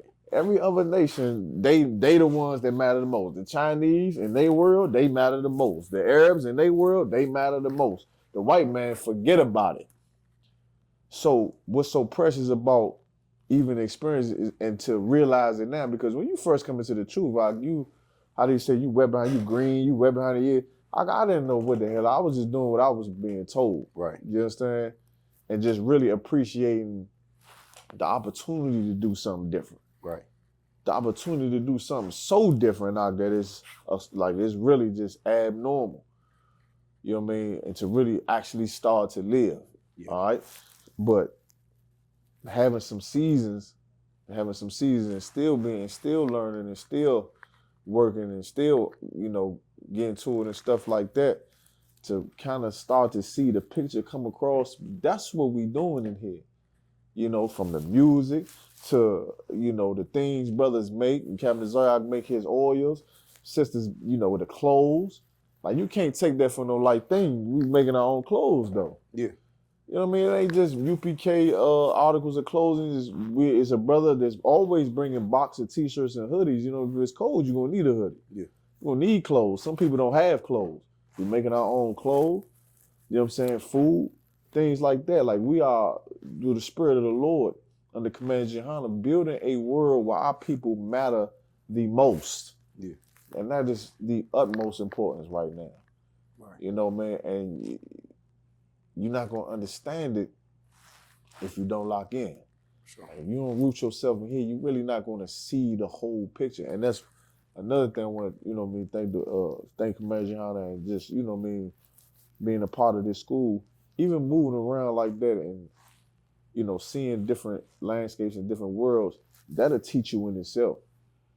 Like the work that we did in the Bahamas, you know what I'm saying, with the brother, you know what I mean, Ahchaad, shout out to that brother. That land to teach you, it's like, it'll teach you the Bible, like just being out there. It'll show you, you know, the white man's the devil. I'm kicking around coconuts and fruits and stuff. Should nobody in the world be hungry? Mm-hmm. You know what I mean? Like the earth yields enough for everybody to survive. Right. So when you work like that and you go get to do different things like that. Well, all of you brothers are going to get to do very soon. So it's just like the white man is the devil. Yeah. And this is exactly where I need to be. This is the home of the truth. And it ain't no changing it, man. And it ain't no changing me. Most importantly, well, imagine how to open that door for me that day. If he'd have told me that life is about dark magic, you know what I'm saying? If he'd opened that door for me that day, I'd have looked at my door. I'm like, well, I'm about to be a dark magic whatever. I would have been whatever. That day he opened that door, I'd have been whatever he said that he will, whatever it was. That's what it was going to be. Right. But thank the Lord, he ain't tell me that. Thank the Lord, he told me the truth. Damn right. You know what I'm saying? So, man, I mean, you know, being there in the world and being here, I mean, come on, how do you feel? Like, come on, like, Right. how it make you feel from coming from where you from? Yeah, I mean, I look at my life like, I might be just like one of the luckiest niggas ever. Right. You know what I'm saying? You know Straight what I'm up. and people won't understand that though, you know, but that's how I look at I don't even know what my life would be like. I can't even imagine it because my mind won't even let me go there. Yeah, You know? like you can imagine, you get the calls about it. Yeah. I get the calls about it all the time. This cat done died, this cat this, that, this was going on. They breaking up after 20-some years, like whatever. See what I'm saying? I'm in here. I'm in here. With, I don't even care half the time. I'm like, I don't even talk to me about this. It don't even matter. I got one more thing, and I gotta let you go. This has been an excellent interview for sure. But man, you got an innate ability for sure to speak, and especially to the streets, though. You know what I'm saying? Like, you know, I think you could talk to people in college, but also, but like to relate to them people right there. You know what I'm saying? The streets and stuff like come from that life. You could speak to them. Not only in your camp speakings, your teachings, even just having a conversation. Mm-hmm. I remember being at that No Jumper Joan. We went to the No Jumper, and that one cat had that scene like something about. I think he was joking about firing Captain Missouri. And in that moment, that could have went left, knowing the area, right? Yeah. It could have been left.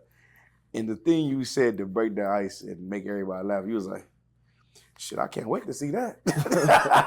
And it was so funny, that nigga even laughed. You feel me? And he was trying to troll. You know what I mean? He was talking, yeah. But, and rest in peace to him, you know what I'm saying? But yeah, right? God damn. Yeah, rest in peace to him. But it was just so funny you said that because it was this perfect thing. It was seasoned. You feel me? And you gained them in that moment. Y'all chopped it up the rest of the day. Yeah, and it's like when people look at us, like they think that I don't know what people think we come from. We just, without the truth, we would be just like them, which is important which is important to understand. Is like becoming a priest and doing the work of the Lord. Okay, it's not to really look down. Like we warning our people, we teaching them. You know what I mean? We trying to fish them. Yeah. And what we talking about, this new life that we done found, is exactly why we trying to fish them. Right. Like they deserve to have this too. Mm-hmm. They, you know what I mean? Like they should be a part of this too. Why do they deserve this? Because I ain't no better than the cat that you talking about. Facts. That's why we was able to understand each other in that moment. He didn't know it, you know what I'm saying? Yeah. But in that moment, it's like, bro, we just like you, bro. Like, you know what I'm saying? Yeah. Everything is okay, you know what I'm saying? And to fishing, you know what I mean? Like, you should be with us. Yeah. You know what I mean? Like, Lord be with that cat, like he passed away, but maybe if he was in here, it took us a little more seriously than what he was doing, then maybe he would get to be able to sit with us and eat with us. Yeah. And have this brotherhood and share with us. So, you know, it just come with us really knowing that this is about gaining our people. Like the more brothers we gain, the better our world will be, man. The better our world will be. So, hell yeah, man. This was an exclusive, man. 144 Captain Ahchaad, man. You know what I'm saying? We out of here, man, on GP.